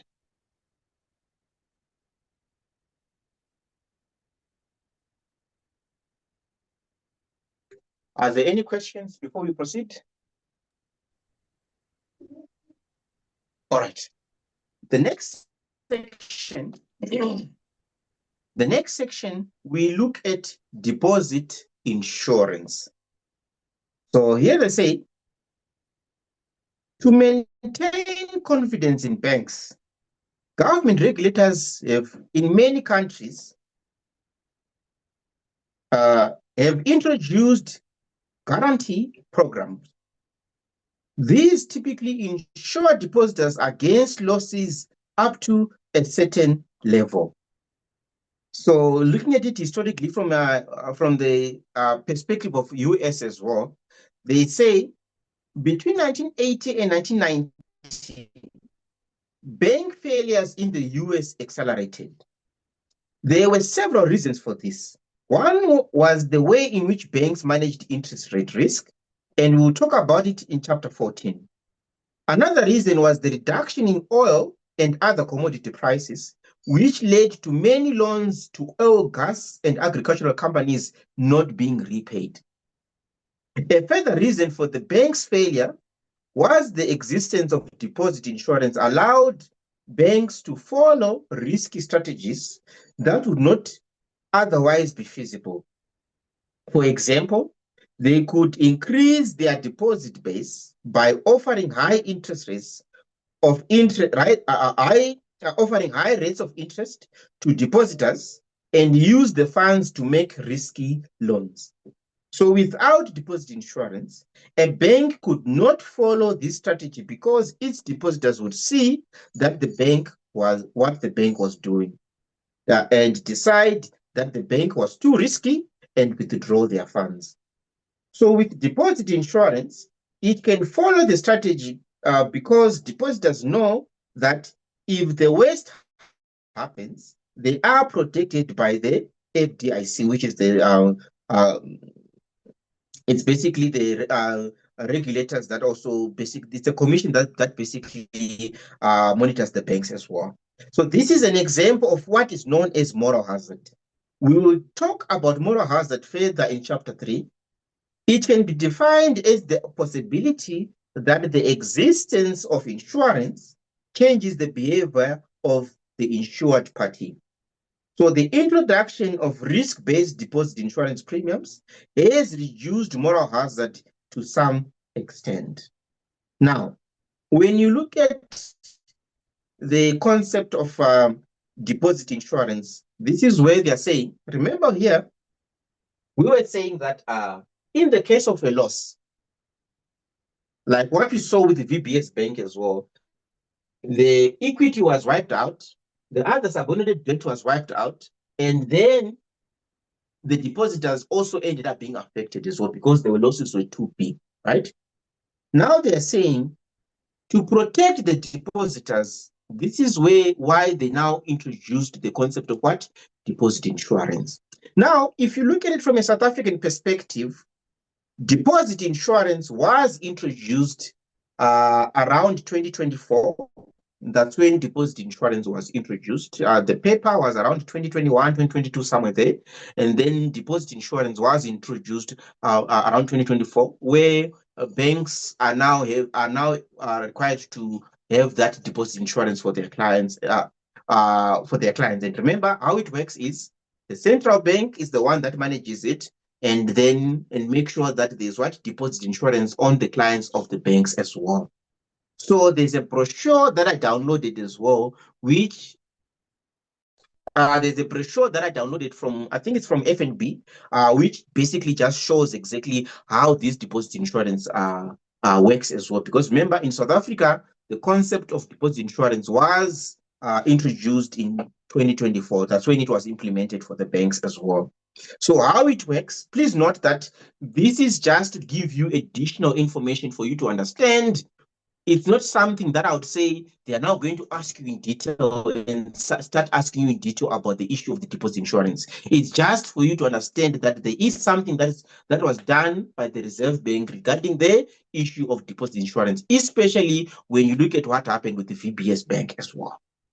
So here they say, what is the Corporation for Deposit Insurance? And here they say, the Corporation for Deposit Insurance is South Africa's deposit insurance scheme created or mandated by law to protect qualifying bank depositors in the event of their bank failing. So the CODI is a subsidiary of the South African Reserve Bank. So then they also talk about why do we need deposit insurance, and they give that as well. They say, while South Africa has a resilient financial sector, deposit insurance brings further confidence and stability to the sector. In the past, when a bank failed, the government used taxpayers' money to compensate depositors on the case-by-case basis. With deposit insurance, qualifying depositors will be given reasonable access to their covered deposits should their bank fail. More than 100 countries in the world have a DIS similar to the one South Africa adopted as well. Then they also say, do I need to pay for the deposit insurance as a bank client? And then they say, no. Then they say, what is the maximum limit of cover? And here they say the qualifying deposit are covered up to a maximum amount of 100,000 per depositor per bank. So the 100,000 coverage limit include both the principal amount of a deposit and interest. And a total of 97% of the country's depositors will qualify for the depositor protection as well. So it's an additional reading that you can just take note of, which is also of interest. I'm just going to share it with you on the different groups as well. I'm not saying that this is additional material that you need for the exam. To show relevance of what we're discussing here, because this book is based on the American version as well. So we need to see exactly from the South African perspective as well, do we also have this deposit insurance? As you can see, it was implemented in 2024, and it is now in effect as well. And as you can see, we also looked at the maximum amount that it also covers as well. So are there any questions before we move on to the next section? Reynolds, can you explain the deposit insurance in simpler and practical terms? If you remember we said you open an account with FNB, right? For example, right? And FNB, yes. Okay, let's say you open an account with FNB and something went wrong with FNB and you have your money, which let's say, for example, you have in your deposit, in your current account or in your money that you have with FNB, right? Let's say you have 50,000 in total that you have deposited with FNB, right? So what they are saying here is that if you have 50,000 in total that you have deposited with the FNB in the different accounts that you have, if the 50,000 in total that you have with FNB, if the maximum amount that the bank is covering you is insurance in case anything goes wrong with FNB and they are not able to fully pay you back your money, they are covering you for a maximum limit of what? 100,000 of the money that you have deposited in your account with the FNB. That's the maximum amount that you are, knowing that if you have 50,000, for example, you know that the 50,000, if anything goes wrong with FNB, you are still going to be able to recover your amount of 50,000, for example. Are we together then? Yes. So if you have extra in over 100,000 amount, what happens then? If you have an amount of 100,000, they are going to refund you up to 100,000, and then the excess amount is going to be a loss to you as well. All right. All right, thank you. Please note, for academic purposes for Rsk4803, I'm just showing you this so that you have an understanding of exactly why we are doing and covering what we're covering as well. You are not necessarily expected to now know this information in detail when it comes to preparation for the exam, unless the lecturer announces that you need to know that information in detail. But so far, there has not been that expectation as well. So I'm just giving you this information so that you are aware of it from a practical perspective, that your deposits are also covered as well. And this was implemented in 2024. All right. Are there any questions before we proceed?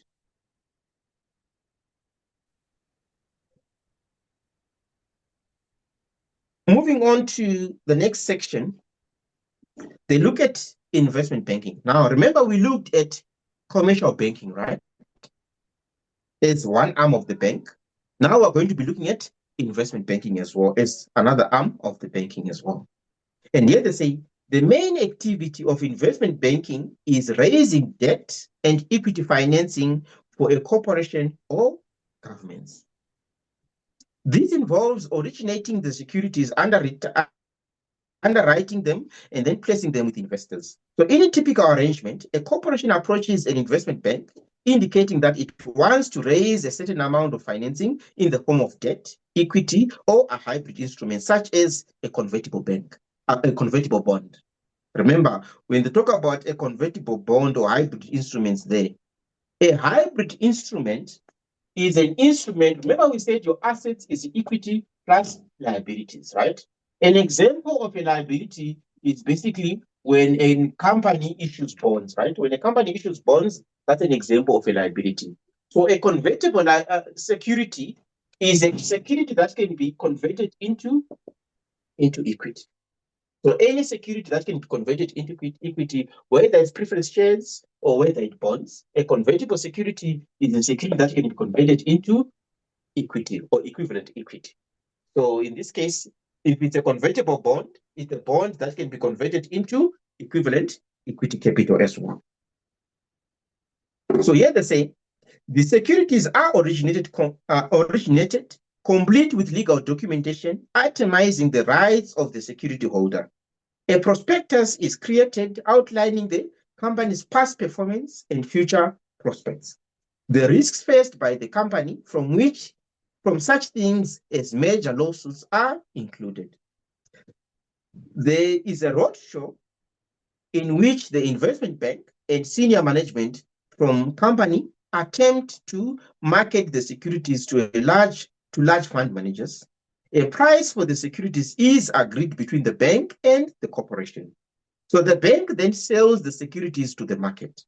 Then there is a number of different types of arrangements between the investment bank and the corporation.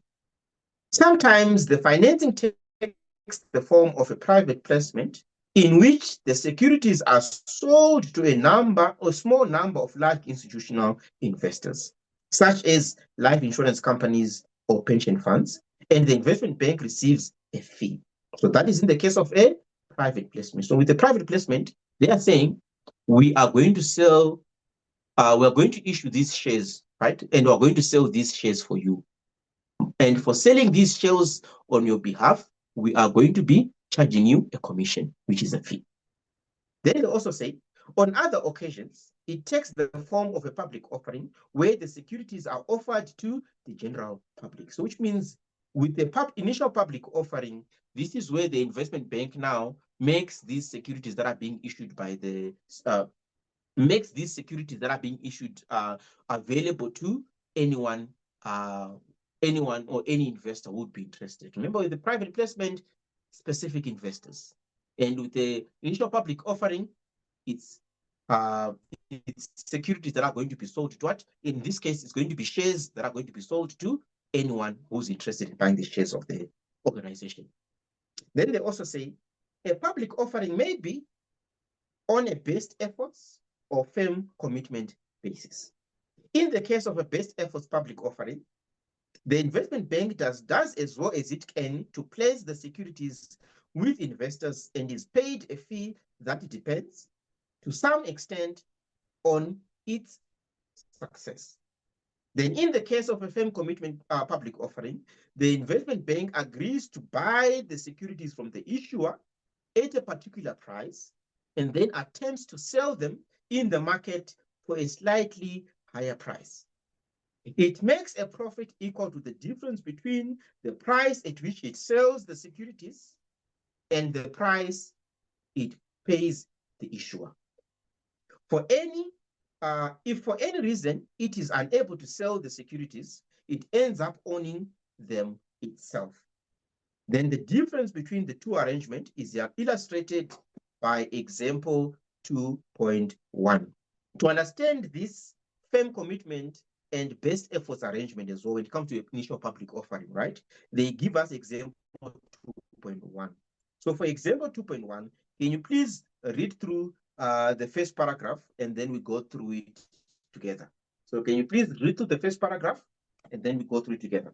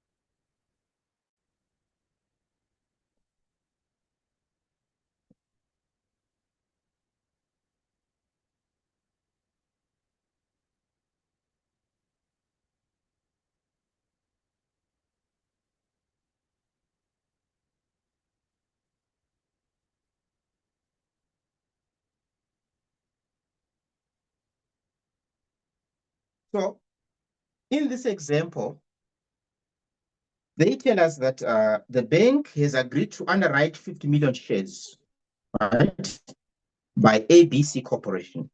And then they say, in negotiation between the bank and the corporation, the target price to be received by the corporation has been set at $30 per share, right? Then they also tell us that this means that the corporation is expecting to raise 30 by 50, which is going to be 1.5 billion in total.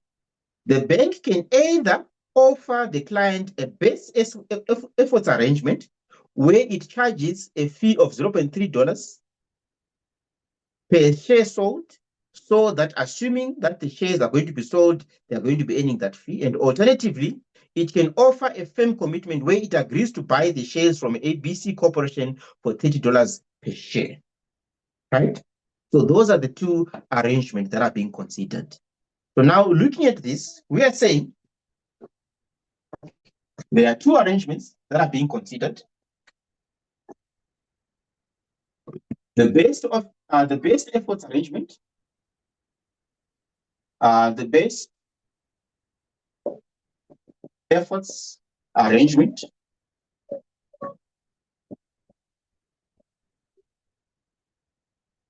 or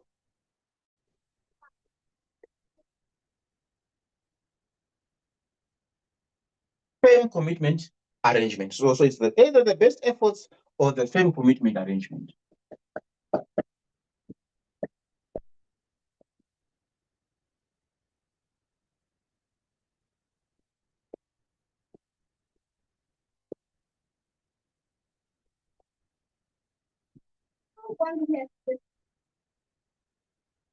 Now, with the best efforts arrangement,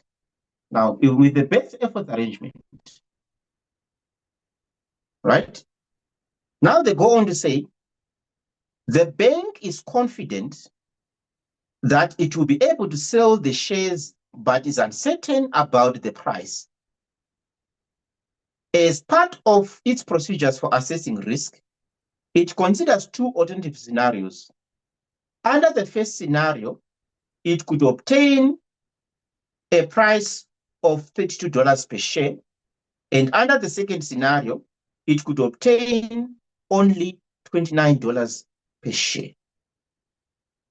So which means for scenario one, under both cases, for scenario one,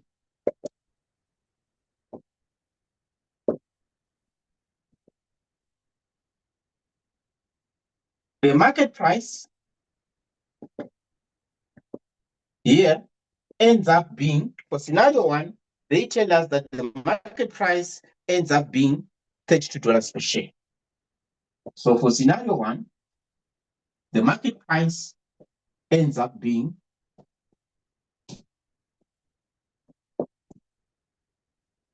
$32 per share. So in scenario one, we are saying that the market price ends up being $32 per share. Now the question is, under which scenario, so where do they make money? Are they better off going for the best effort arrangement, or are they better off going for the firm commitment arrangement, right? Now, if it's a best efforts arrangement, the gain is going to be equal to, so the gain that they make with the best efforts arrangement. Remember they said with the best efforts arrangement, we just charge a flat fee, right? So we just charge a flat fee per share. So for every share that we're going to be selling, we are charging a flat fee of $0.3, right? So which means now, for best efforts arrangement, they are charging a flat fee of $0.3 per share. And how many shares are they selling? Remember, we are told that in this scenario, they are selling 50 million shares. So in this case, how much is going to be the gain that they make if they follow the best efforts arrangement?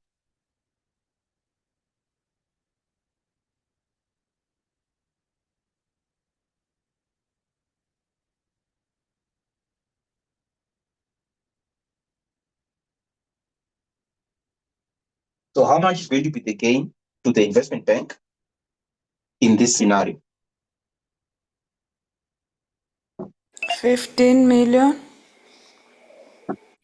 So the gain in this case is going to be 15 million. Because remember, we are saying your gain is given as your gain is the fee multiplied by the number of shares. And this is how you determine the gain when you look at the best efforts arrangement. Now, if they follow the firm commitment arrangement, if they follow the firm commitment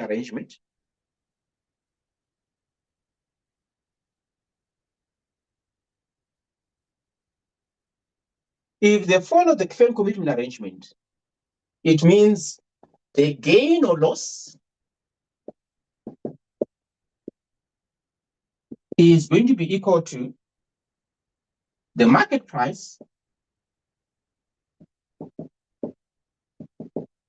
minus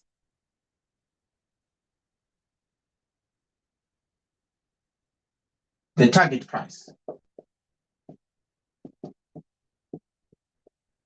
And you are going to multiply this by the number of issued shares.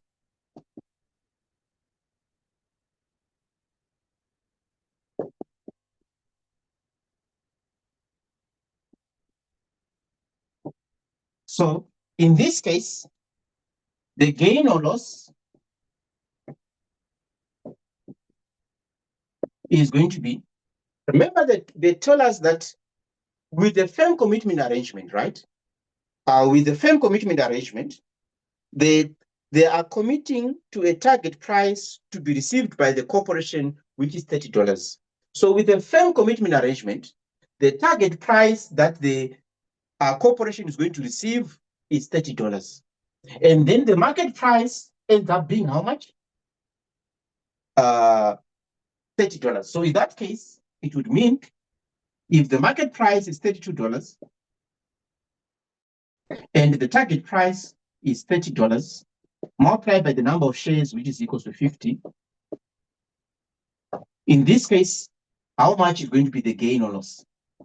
So how much will be the gain or loss?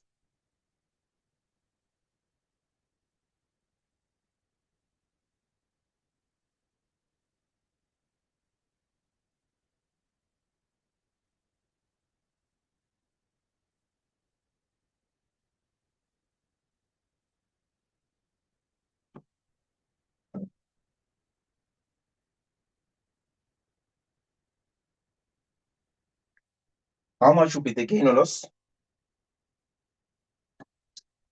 100 million.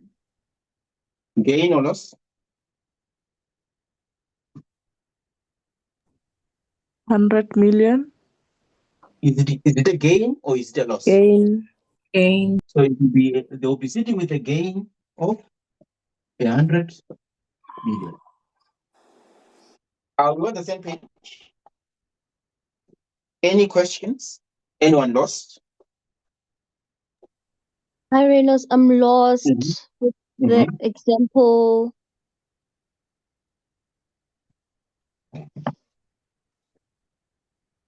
Where are you lost? I think it's the concept, really. All right. Remember, we are saying with the best efforts arrangement, right? The investment bank just charges a flat fee of 0.3 rand, $0.3 for every share that is being sold. That's the best efforts arrangement. The arrangement is they charge at $0.3 for every share that is being sold. So in this case, if they charge $0.3 for every share that is being sold, they're going to make how much? $15 million. Are we on the same page? Because they're charging a fixed fee. Now, with a firm commitment arrangement, they are going to commit to buy the share, every share, they are going to commit to buy every share of ABC Corporation at $30. That's what they're going to commit to do. So they're going to, with a firm commitment arrangement, the investment bank, which is the one that is selling the shares on behalf of ABC Limited, they are going to buy these shares from ABC Limited at $30 and try to sell these shares in the market. Are we on the same page? Now we are saying in scenario one, if the market price ends up being $32, what is going to happen? They are going to buy this share from ABC Limited according to the agreement of at $30 and sell these shares at $32. So which means that they're going to end up how much? End up having how much? $100 million. So that is the first scenario. Are we together there?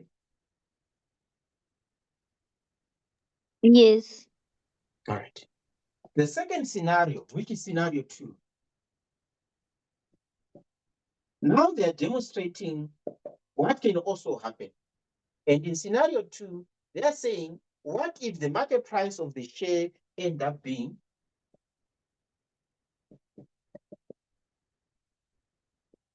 $29?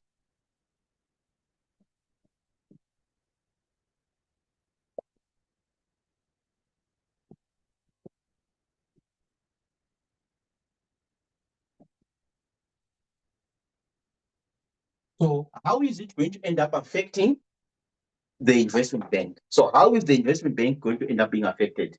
Are they going to make a loss or are they going to make a gain? Right?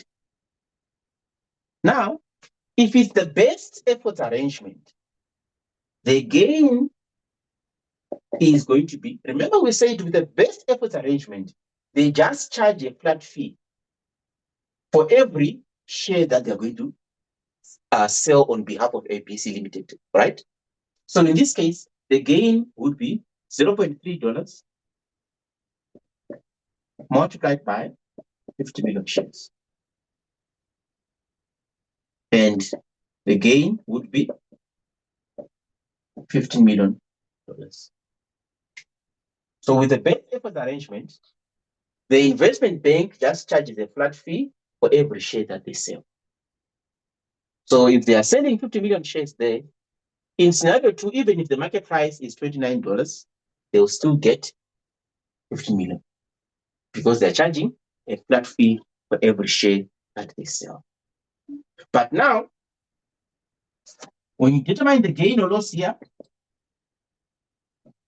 the gain or loss here is going to be the market price here. The market price is going to be $29, but the target price, which is the price that they're committing to buy from the corporation, is $30 multiplied by 50 million shares. How much is the gain or loss that they will make in this case?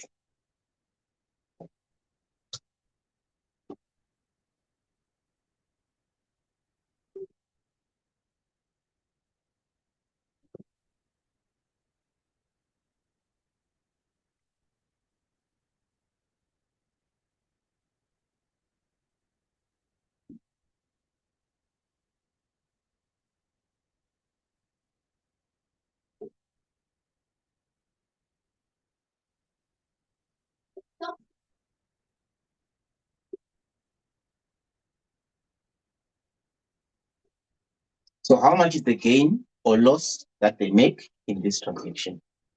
They made a loss of 50 million. So they're going to make a loss of $50 million.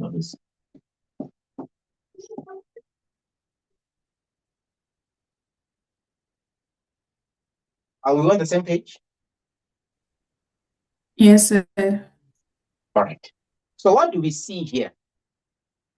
Going back to study unit 1, remember we looked at the relationship between risk and return, isn't it? And we said the higher the risk you're taking, the higher the expected return, right? But here, in pursuit of those higher expected return, things can go other way, isn't it, right? So what do we see? With the firm, with the best effort arrangement, the investment bank is not taking any risk at all. So with the best effort arrangement, the investment bank is not taking any risk at all. All they are doing is facilitating the initial public offering. And for that, they're charging a fee, a fixed amount. Now, with the firm commitment arrangement, the investment bank is taking a risk. And as they take a risk, they can either make a lot of money compared to if they were just charging a fee, or they can make a lot of profit, a lot of losses compared to if they're just charging a fee. Are we on the same page? So, hi. Sorry, Just a bit confused here on scenario 2. The market price is $29, and then we are using the 0.30, which is the flat rate fee. Yeah, multiplied by the 50 million. When do we get to use that $29? We don't use it at all. Okay. Why? Because with the best efforts arrangement, like what I said, with the best efforts arrangement, the investment bank doesn't take any risk at all. They just charge you a flat fee for every share that they sell. Okay. So whether the share price is $22 or $29, it's not going to affect them at all, because the only thing that they're interested in, to facilitate this transaction, we are charging you a flat fee. So the only thing that they're going to do is charge a flat fee. So whether it's this price or the market price is this or is that as well, they are just going to earn their flat fee because they're not taking any risk on your behalf. So they are just going to facilitate the transaction for you and sell these shares for you on the initial public offering. But at the same time, they are not going to be taking the risk for you. You see that? But here, they are going to make a commitment to say, we are committing to buy this share from you at $30. So this is where the word in commitment comes in. It's a commitment because the investment bank is committing to guarantee you to say, we are going to buy these shares from you at how much? At $30. And for that commitment, they are going to take a risk. And that risk can either pay off or it can result in a huge loss for them as well. All right. Is there another question?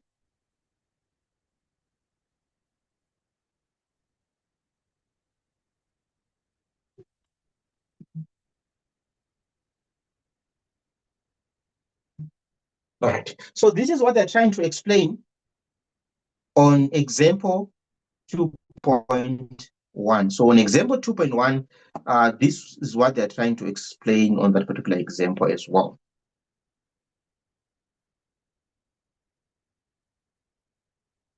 Now, going back, just for us to not get lost on what we're doing. Remember we said on section 2.4, we are looking at investment banking, right?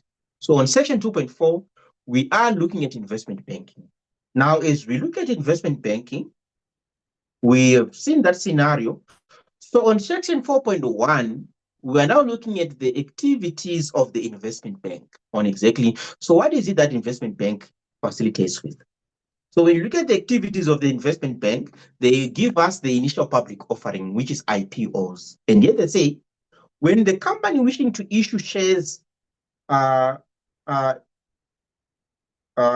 company wishing to issue shares that are not publicly traded, the share issue is known as an initial public offering. This type of offering is typically made on a best efforts basis. The correct offering price is difficult to determine and depends on the investment bank's assessment of the company's value. The bank's best estimate of the market price is its estimate of the company's value divided by the number of shares currently outstanding. However, the bank will typically set the offer price below its best estimate of the market price. So this is because it does not want to take the chance that the issue will not sell. Then they also give us the Dutch auction approach. And here they say, occasionally, companies have used the Dutch auction approach for their initial public offerings. As for regular initial public offering, a prospectus is issued and usually there is a roadshow, individuals and companies bid by indicating the number of shares they want and the price they are prepared to pay. Shares are first issued to the highest bidder, then to the next highest bidder, and so on until all the shares have been sold. So the price paid by all successful bidders is the lowest bid that leads to a share allocation. So to understand how the Dutch auction approach works, they give us example 2.2. So can you quickly read through example 2.2 and we go through it together.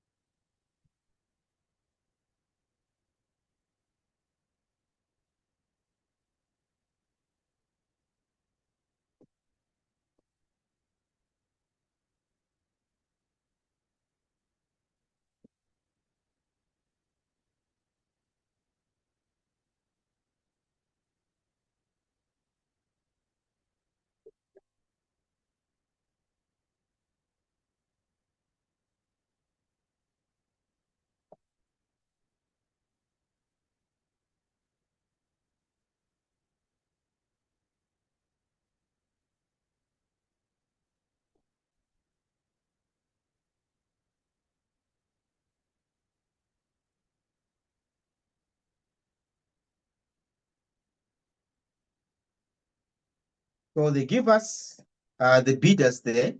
So here they say a company wants to sell 1 million shares in an IPO. It decides to use the Dutch auction approach. The bidders are shown in the table below. And in this case, the shares are allocated first, that and that and that and that. So which means when you look at the Dutch auction approach, right? In this case, they give us the bidder, the number of shares, and the price that they are bidding as well. Remember, in every auction, you as the buyer, you indicate how much price you're prepared to buy the shares, and then they'll say, should we execute or should we not execute as well, right?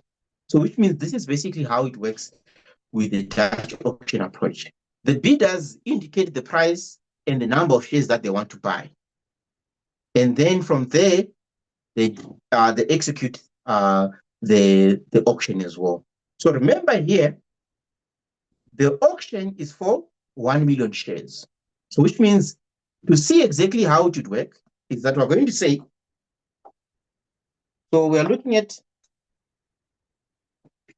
the Dutch auction approach. And as we look at the Dutch auction approach, we see that this is example. Is it example 2.2?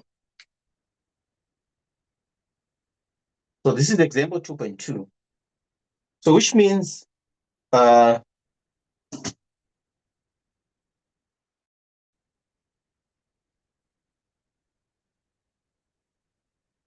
we have the bidder. So we're going to have the column for the bidder. The number of auction, shares available.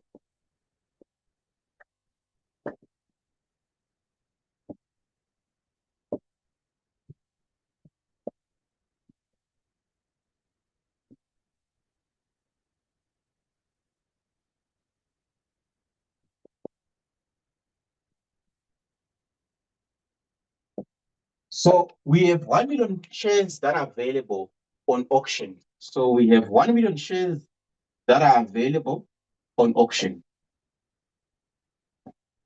So we have 1 million shares that are available on auction. Now of these 1 million shares, now we need to find out exactly, so who are we going to be allocating to these shares, as well, right? So which means how we are going to do the allocation there, we're going to say the total number of shares is equal to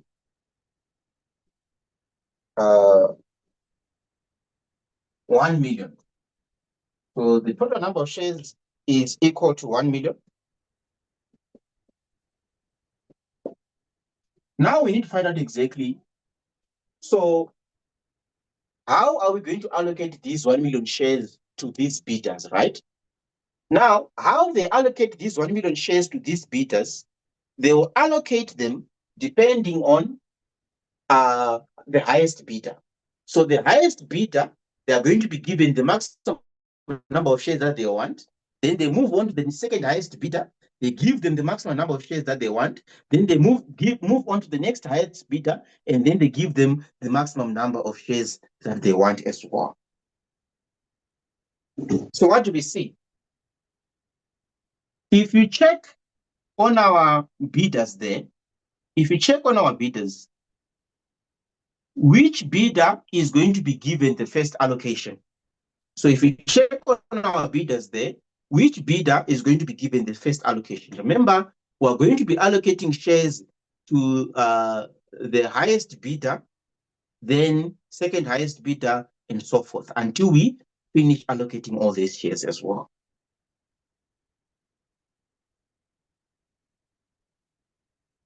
So which bidder is receiving the first allocation?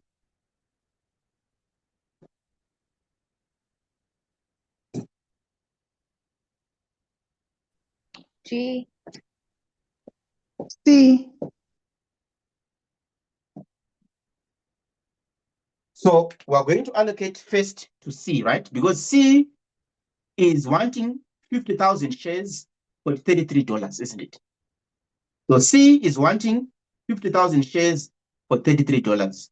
So because C is the one that is having the highest bid price there, we're going to first allocate 50,000 shares to C.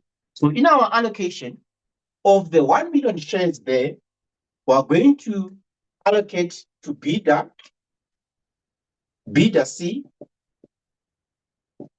We're going to allocate 50,000 shares. So if we allocate to bidder C 50,000 shares, we still have how many shares to allocate? 950,000 shares to allocate. Are we on the same page? So the first bidder to receive is the one that is offering a bid price of $33. So bidder C, who's offering at a bid price of $33. That's the one that we're going to give the first allocation. Are we on the same page? Then who's the next bidder to receive the next slot of allocation or the next allotment? So who's the next bidder to receive the next allotment?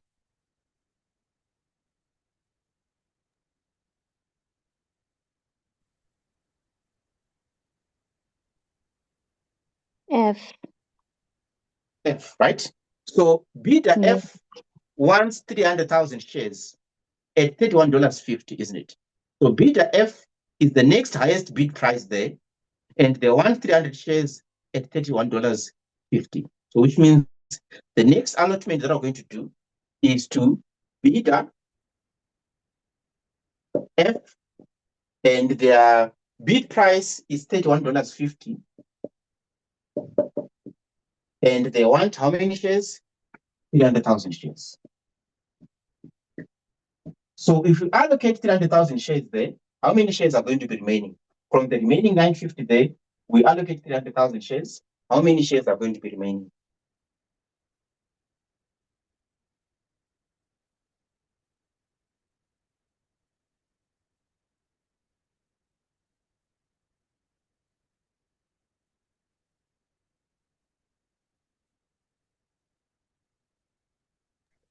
$650.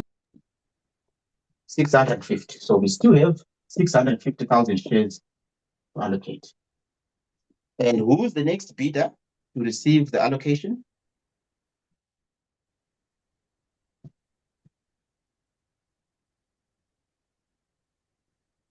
H.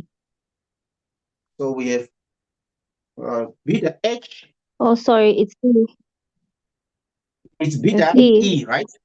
Beta E wants 150,000 shares at $30.50, isn't it? So Beta E wants 150,000 shares at $30.50. So we have Beta E at $30.50. They want 150,000 shares. So if you allocate 150,000 shares, how many shares do we have left? 500. 500,000 shares.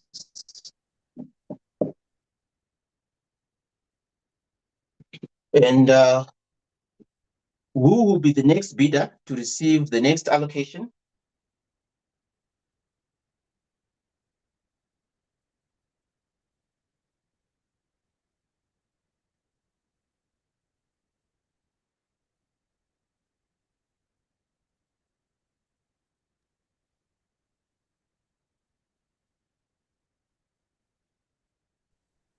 H. So we have bidder H, and bidder H wants 200,000 shares at $30.25, isn't it? So bidder H wants 200,000 shares at $30.25. So bidder H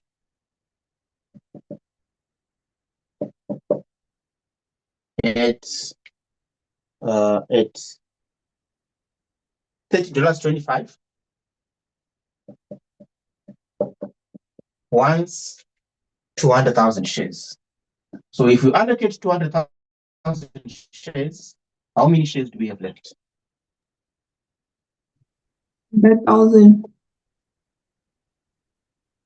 300,000. We're going to be left with 300,000, right? And who gets the next allocation after that?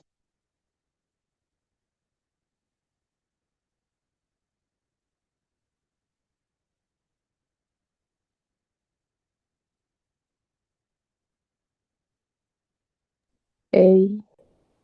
Bidder A, right? Bidder A wants 100,000 shares at $30 each, right? So bidder A wants 100,000 shares at $30 each. So we have bidder A, who's getting the next allocation.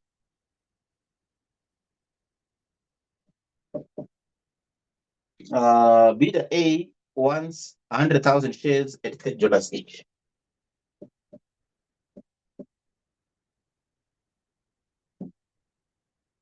So if they want 100,000 shares, we still have another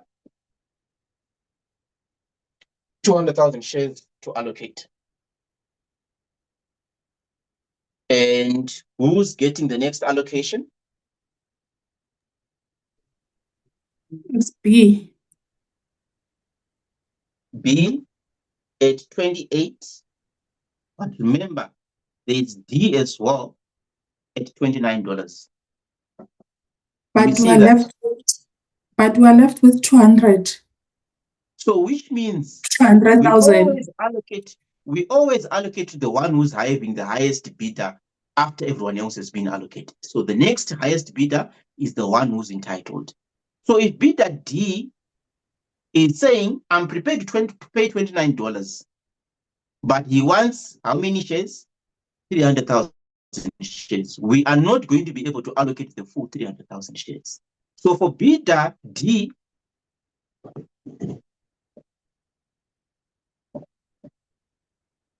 they are offering at $29. We're only going to allocate them 200,000 of the 300,000 shares. And then we know that we're done with our allocations. Are we on the same page?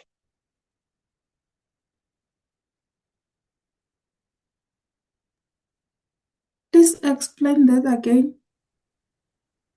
Bidder D wanted 300,000 shares, right? But we only had 200,000 shares to allocate. So we're not going to give bidder D the full 300,000 shares. We're only going to give bidder D the remaining 200,000 shares. Oh, okay. All right. Are we on the same page? Now the question becomes, yeah, are we together there? Right. Now the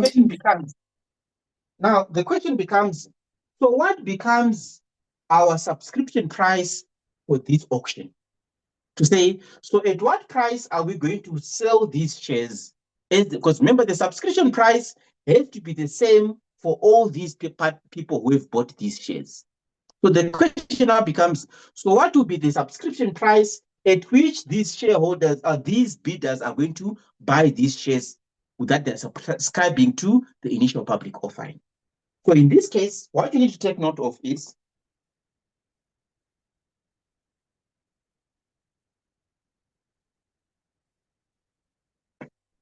therefore, the bid price of the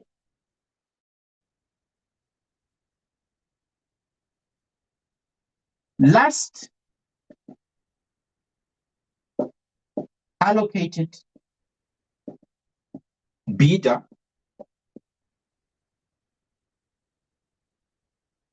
becomes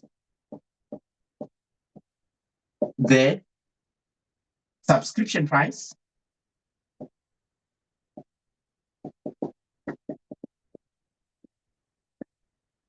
of the initial public offering. So the bid price of the last allocated bidder becomes the subscription price of the initial public offering. So which means the bid price of the last allocated bidder was how much? It was 29, isn't it? Which means bidder C is going to buy 50,000 shares at $29. Bidder F is going to buy 300,000 shares at $29. Bidder E is going to buy 150,000 shares at $29. Okay, let me just indicate it's dollars here.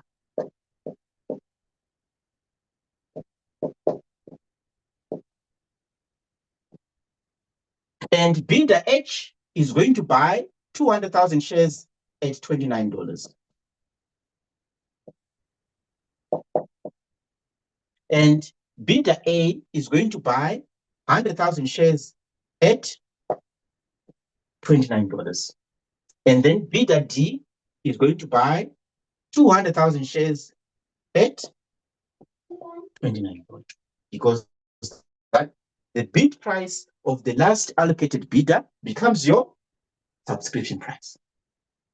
Are we on the same page?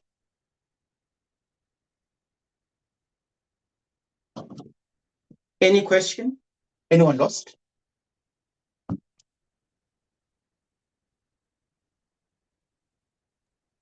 Sorry, Reynolds, can you explain the subscription price?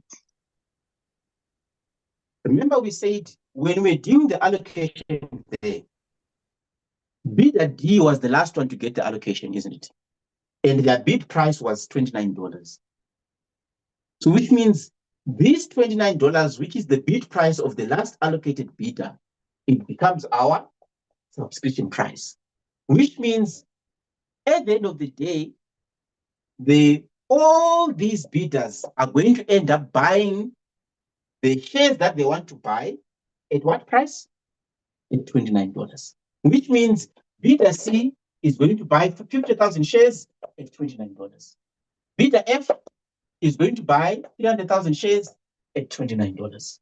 Bidder E is going to buy 150,000 shares at $29. Bidder H is going to buy 200,000 shares at $29. And bidder A is going to buy 100,000 shares at $29. And bidder D is going to buy 200,000 shares at $29. So that becomes the subscription of the people. Are we on the same page? Hi, Reynolds. I just want to confirm something. Why are the bids ranked from highest to lowest? Is that what the question says? Yes, because we're saying with the Dutch auction approach, right?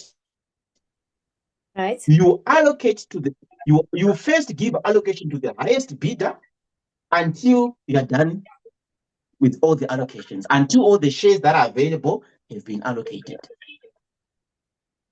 Okay, so does that then mean that all the bidders are going to fall on the category of the lowest bidder regardless of their bid price? Yes. Now, when they remember, they've indicated how many shares that they want to buy, isn't it? Right? So which means when you now talk about how many shares are going to be bought when they do the initial public offering, the 1 million shares are going to be bought when they do the initial public offering. But at the same time, the shares have to be bought at the same price. You cannot have different bidders buying shares at a different price.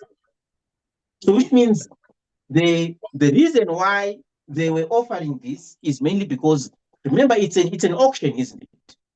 And with an auction, the person who bids the highest is the one who gets what they want. But if there's anything remaining, other people will get. Okay. You see that? Thanks. Yeah. Because, as an example, if they were only, let's say, for example, bidder C was saying they want, please put your microphone on mute. Let's say, for example, bidder C was saying that they want 1 million shares. What was going to happen? Bidder C was going to get all the million shares. These ones were not going to get anything. And at what price were they going to get? The lowest bid price that is available on the allocation, which would be at 33. Okay. So that's how it works with the auction. Yeah. Sorry to interject, Reno. Does this not open the process to manipulation? Because if I know that, if I know that at the end, so I could just be like maybe bidder C, right? Bid for 500 shares, probably at like $50, knowing that I can't afford it, because I know that the process at the end, the subscription fee will be that of the lowest bidder. Does that not open the whole? Remember, in an auction, you don't know how much F is going to bid for. You don't know how all these other people are going to bid for. It's unknown to you. So it's an unknown variable. That's how it would work.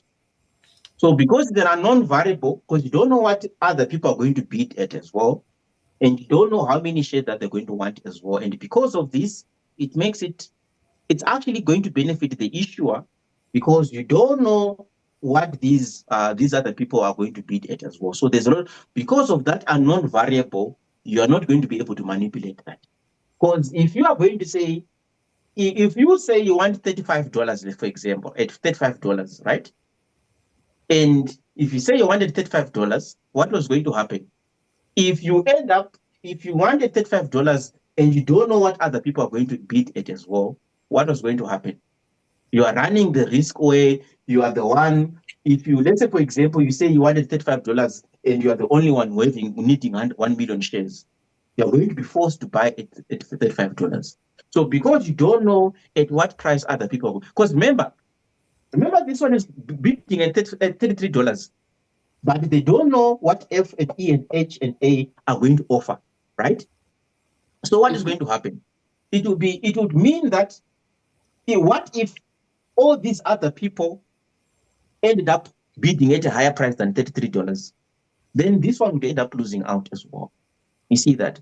So because there's uncertainty on exactly what price is being put in as the offer price as well, it also means that uncertainty would mean that there's less room for what? For manipulation.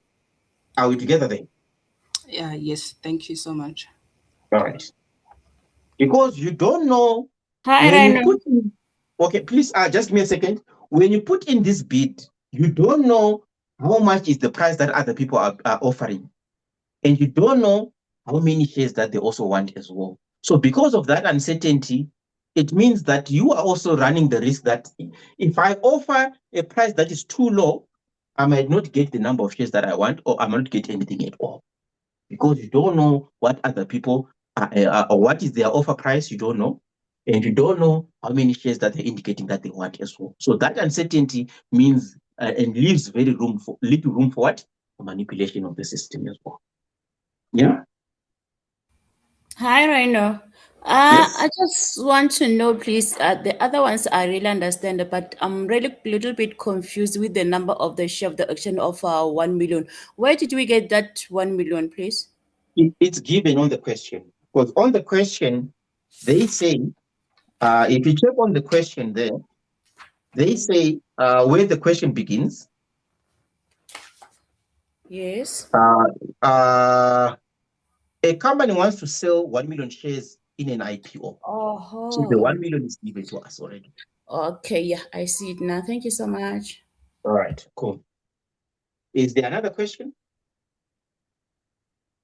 I think I'm answered now. I wanted to ask if price really is not an issue, but the real issue is the satisfaction of every bidder that they get their shares, the amount of shares that they want. The price is an issue because you don't know what price other bidders are going to bid at or how much price they're going to offer the issuer. So that's basically how, because of that uncertainty, it means the people who are bidding for these shares as well, they don't know exactly at what price they're going to be able to buy these shares at. So which means that because the bid prices are known to all the participants as well, it means that that's basically how they try to level the playing field for everyone.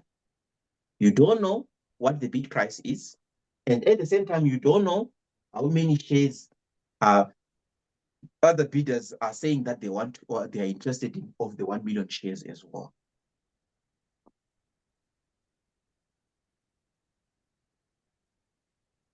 So because of that, in a perfect world, we are saying in a perfect world, you don't know this, you don't know that. And that's how they make the playing field level for everyone as well, in a perfect world.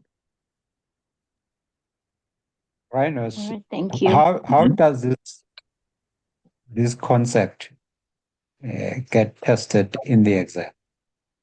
How do they frame the question?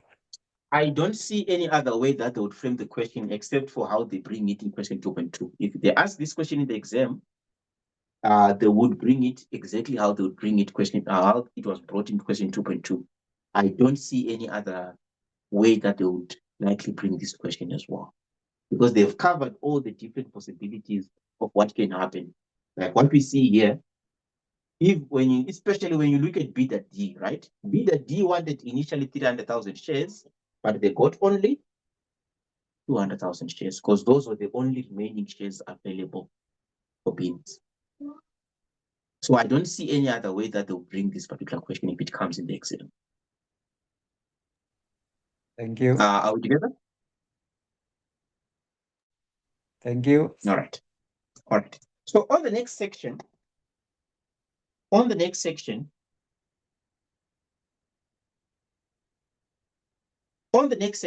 they say, so Dutch auctions potentially overcome two of the problems with a traditional IPO that we've mentioned. First, the price that clears the market, which is $29, in example 2.2, should be the market price if all potential investors have participated in the bidding process. And second, the situation where investment banks offer IPOs only to their favored clients are avoided. However, the company does not take advantage of the relationships that investment bankers have developed with large investors that usually enable the investment bankers to sell an IPO very quickly as well. So that's what you need to keep in mind. Then on the next section, we also look at other services offered by the investment bank. And here, of interest, we look at advisory services. And here they say, in addition to assisting companies with new issues of securities, investment banks offer advice to companies on mergers and acquisitions, divestments, major corporate restructuring, and so on. This will assist in finding major partners and takeover targets, or help companies find buyers for divisions or subsidiaries in which they want to divest themselves. So they will also advise the management of companies that are themselves major or takeover targets as well. Then on the next section, we also look at, they also say, sometimes banks suggest steps that their clients should take to avoid a merger or a takeover. These are known as poison pills. Examples of poison pills are as follows. Please take note of this as potential theory questions in the exam. And yet they say, a potential target adds to its charter a provision where if another company acquires a third of their shares, other shareholders will have the right to sell their shares to that company for twice the recent average share price. Or a potential target grants to its key employees stock options that vest, that is, can be exercised in the event of a takeover. This makes it more difficult for the acquirer to obtain a controlling interest and is liable to create an exodus of key employees immediately after a takeover, leaving an empty shell for the new owner.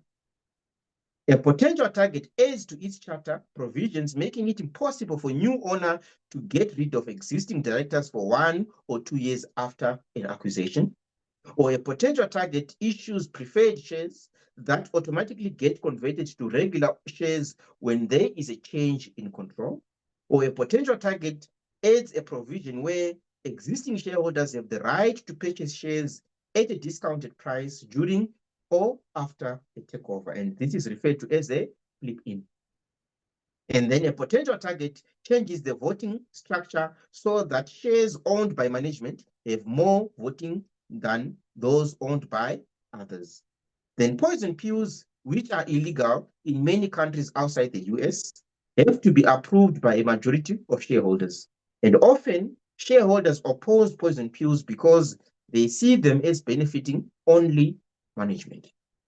So please take note of this as potential theory question. Is there any question regarding any examples of these poison pills before we move on?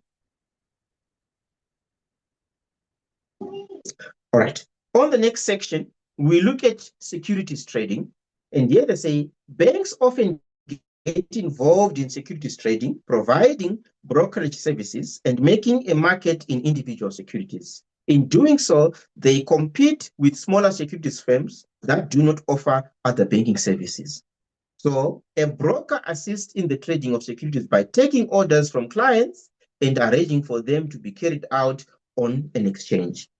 Then a market maker facilitates trading by always being prepared to quote a bid price, which is the price at which it is prepared to buy, and an ask price, which is the price at which it is prepared to sell, also known as the offer price.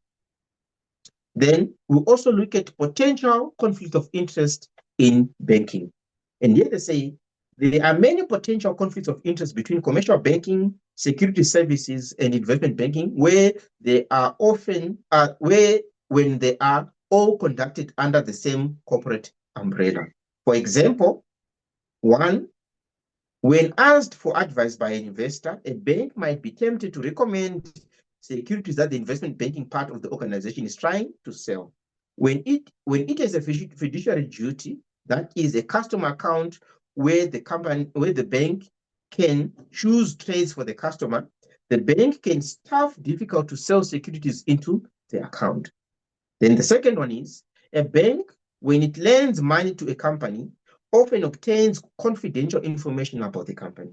It might be tempted to pass the information to the mergers and acquisition arm of the investment bank to help it provide advice to one of its clients on potential takeover opportunities.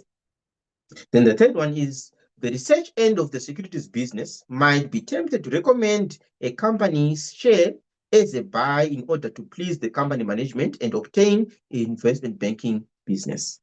Then the fourth one is, suppose a commercial bank no longer wants a loan it has made to a company on its books because of confidential information it has obtained from the company leads. It leads to it to believe that there is an increase in chance of bankruptcy. It might be tempted to ask the investment bank to arrange a bond issue for the company, with the proceeds being used to pay off the loan. So this would have the effect of replacing its loan with a loan made by investors who were less well informed. So as a result of these types of conflicts of interest, some countries have in the past attempted to separate commercial banking from investment banking as well.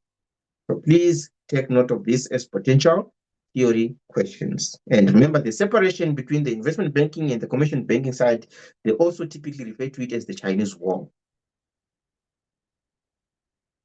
On section 2.7, we also look at today's large banks, and here they say today's large banks operate globally and transact business in many different areas. They are still engaged in the traditional commercial banking activities of taking deposits, making loans, and clearing checks. They offer retail customers credit cards, telephone banking, internet banking, and ATM machines. They provide payroll services to business, and as already mentioned, they have large trading activities as well. Then we also look at the accounting side, and here they say, it is appropriate at this point to provide a brief discussion of how a bank calculates a profit or loss from its many diverse activities. Activities that generate fees, such as most investment bank activities, are straightforward. Actual accounting rules similar to those that would be used by any other business apply. For other banking activities, there is an important distinction between the banking book and the trading book. Please take note of this as potential theory question as well. As in the name implies, the trading book includes all assets and liabilities that the bank has as a result of its trading operations.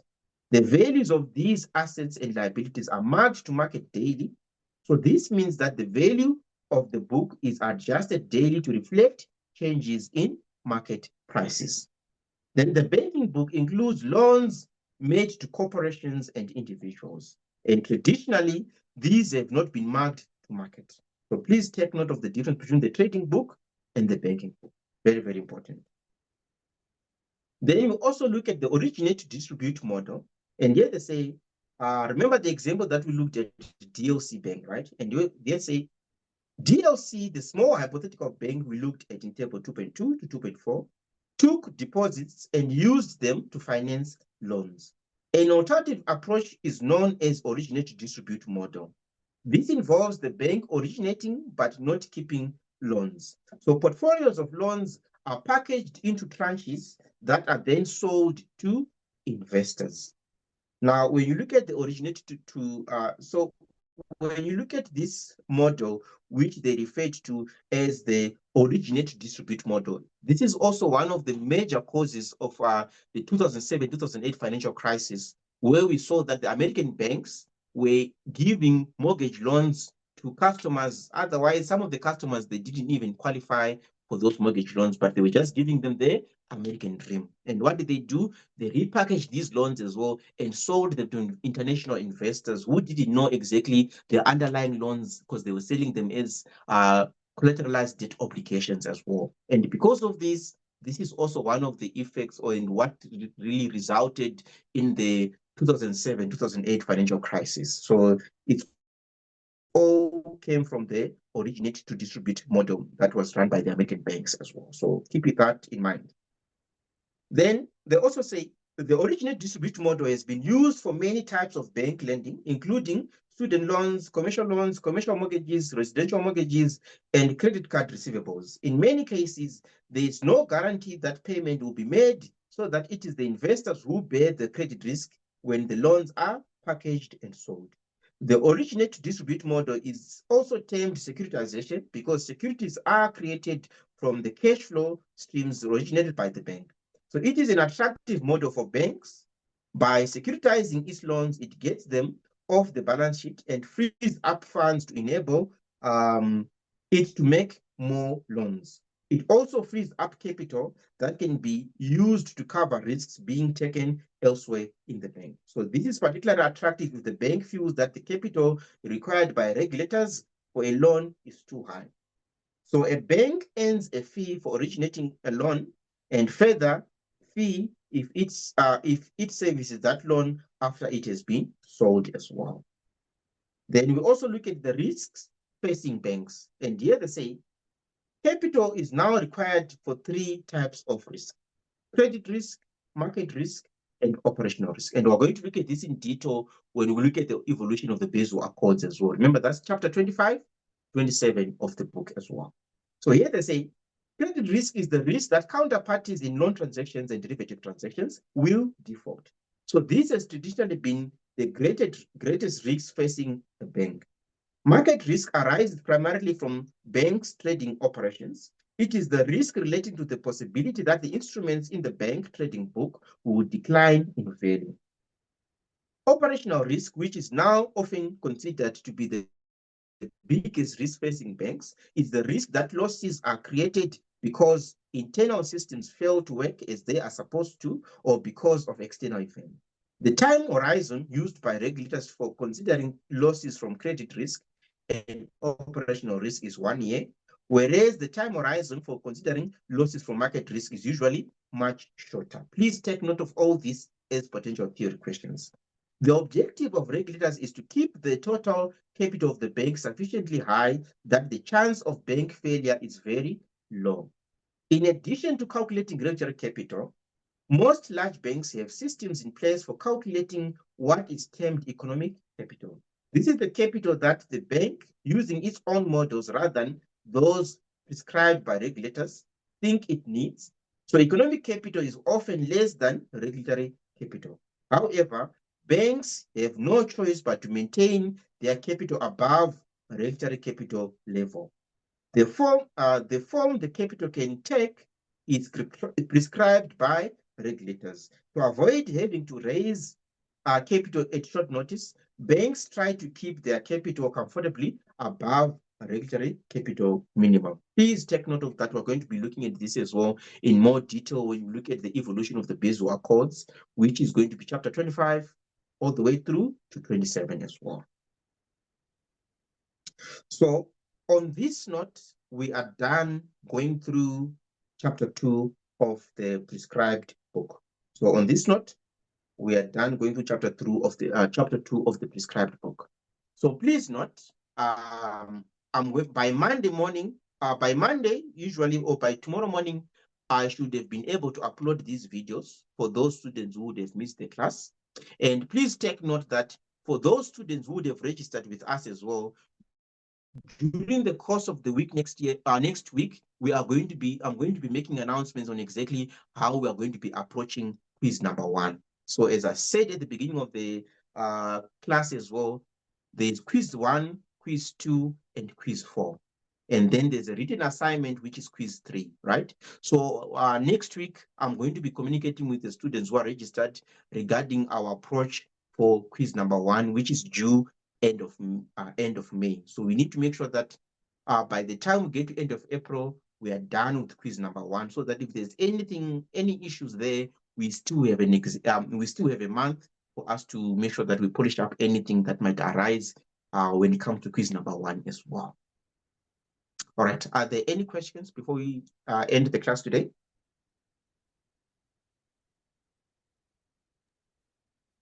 All right. Reynolds, I wanted to, I wanted to confirm about the assignment having different questions for every student. Is that true? Yeah, that's how it works with the quiz assignments. With the quiz assignments, which is quiz number 1, quiz 2, and quiz 4, they give different questions for each student. But on our side, we do have a database. Historically, we have compiled a big database which is customized towards what? Quiz number 1 of Rsk4805. So we have a way that we're going to be able to assist you regarding that as well. And that's what I'm going to be announcing during the course of the week next week on exactly how we're going to approach the first quiz as well. All right. Also, are we provided with formulas during exam? They don't provide you with formulas. So during the exam, they don't provide you with formulas. For students who are going to be doing the 2027 sitting, there is a way that we are going to, remember your exam is also going to be online as well. So there is a way that we are busy creating something that can also assist you in some of the questions when it comes to the exam. But I don't want to give you that now, because for now, I want you to be able to understand the concepts and understand exactly how to do the calculations. Then on certain questions as well, there is a way that we have created an Excel spreadsheet that after the previous sitting as well, we did develop that Excel spreadsheet as well to encompass a couple of other potential questions in the exam. So, but we'll only share that Excel spreadsheet around September for those students who are doing it for the first time, because for now, I'm going to share you as an introductory spreadsheet to make your life easier on certain concepts, but the more comprehensive spreadsheet, I'll share it later on once we have covered as many topics as possible as well. So that in your, because what we noticed is for those students who had the sitting in February this year, one thing that they were complaining in common was issue of time. They didn't have enough time to do all the calculations because it was a lot of calculations involved and very limited time. So to avoid that, there's an Excel spreadsheet that we have developed, and we're still developing it as well, which would make your life easier, where now that you would understand the concepts, you just punch in the values, it gives you the answers that you need. But you need to understand how it works as well. But for now, I want you guys to understand the concept so that when we bring in this Excel spreadsheet, you will be knowing exactly what is expected of you instead of just knowing that I just put the value, I get the answer, and that's it. We're avoiding that. We need you to understand the concept. And remember, it's not going to be for all the chapters. It's basically for those problematic chapters that we have seen and identified where there's long questions, where, because the issue that we usually have for market risk is they ask you a very long question where sometimes the mark allocation is just 2 marks, but the amount of calculations that you need to do is quite a bit as well. So those are the type of approach that we're trying to avoid, where we're trying to mitigate those issues, especially on certain concepts where there's a lot of calculations involved, but at the same time, you have very limited time to do those calculations, like what we saw in the previous sitting. So we are developing ways of mitigating that problem when you go into the next sitting as well. So, but for now, there are no formulas. The Excel spreadsheet that I'm going to be giving you is it's not the actual Excel spreadsheet. It's just a basic when it comes to finding the Z values and so forth, basic things. But we're going to give you a more comprehensive one later on this year, once we've tested it and we're happy that it works.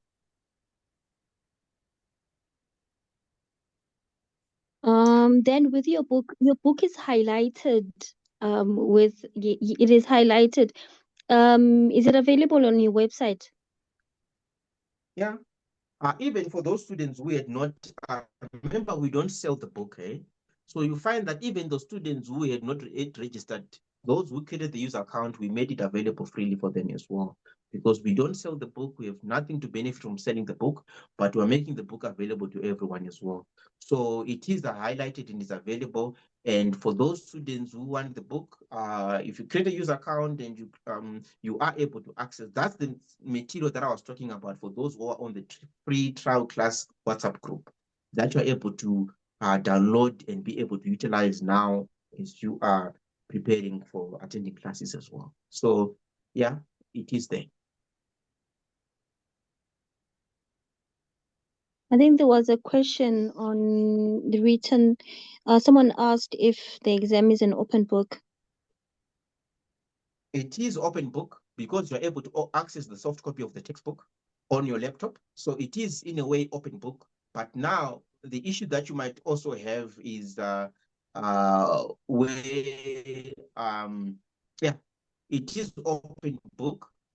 So in a way it is open book, but yeah, there is ways that you can have 2 laptops and then you can refer to the other laptop as well when you have PDF questions in your other laptop. But you will see that more. It is open because they don't restrict you on that. Because they don't restrict you on that, in a way, I would say it is open book. Although the moment you have your examiner app on, there's certain limitations on things that you are not able to open as well. So, but so you should just make sure that you keep that in mind.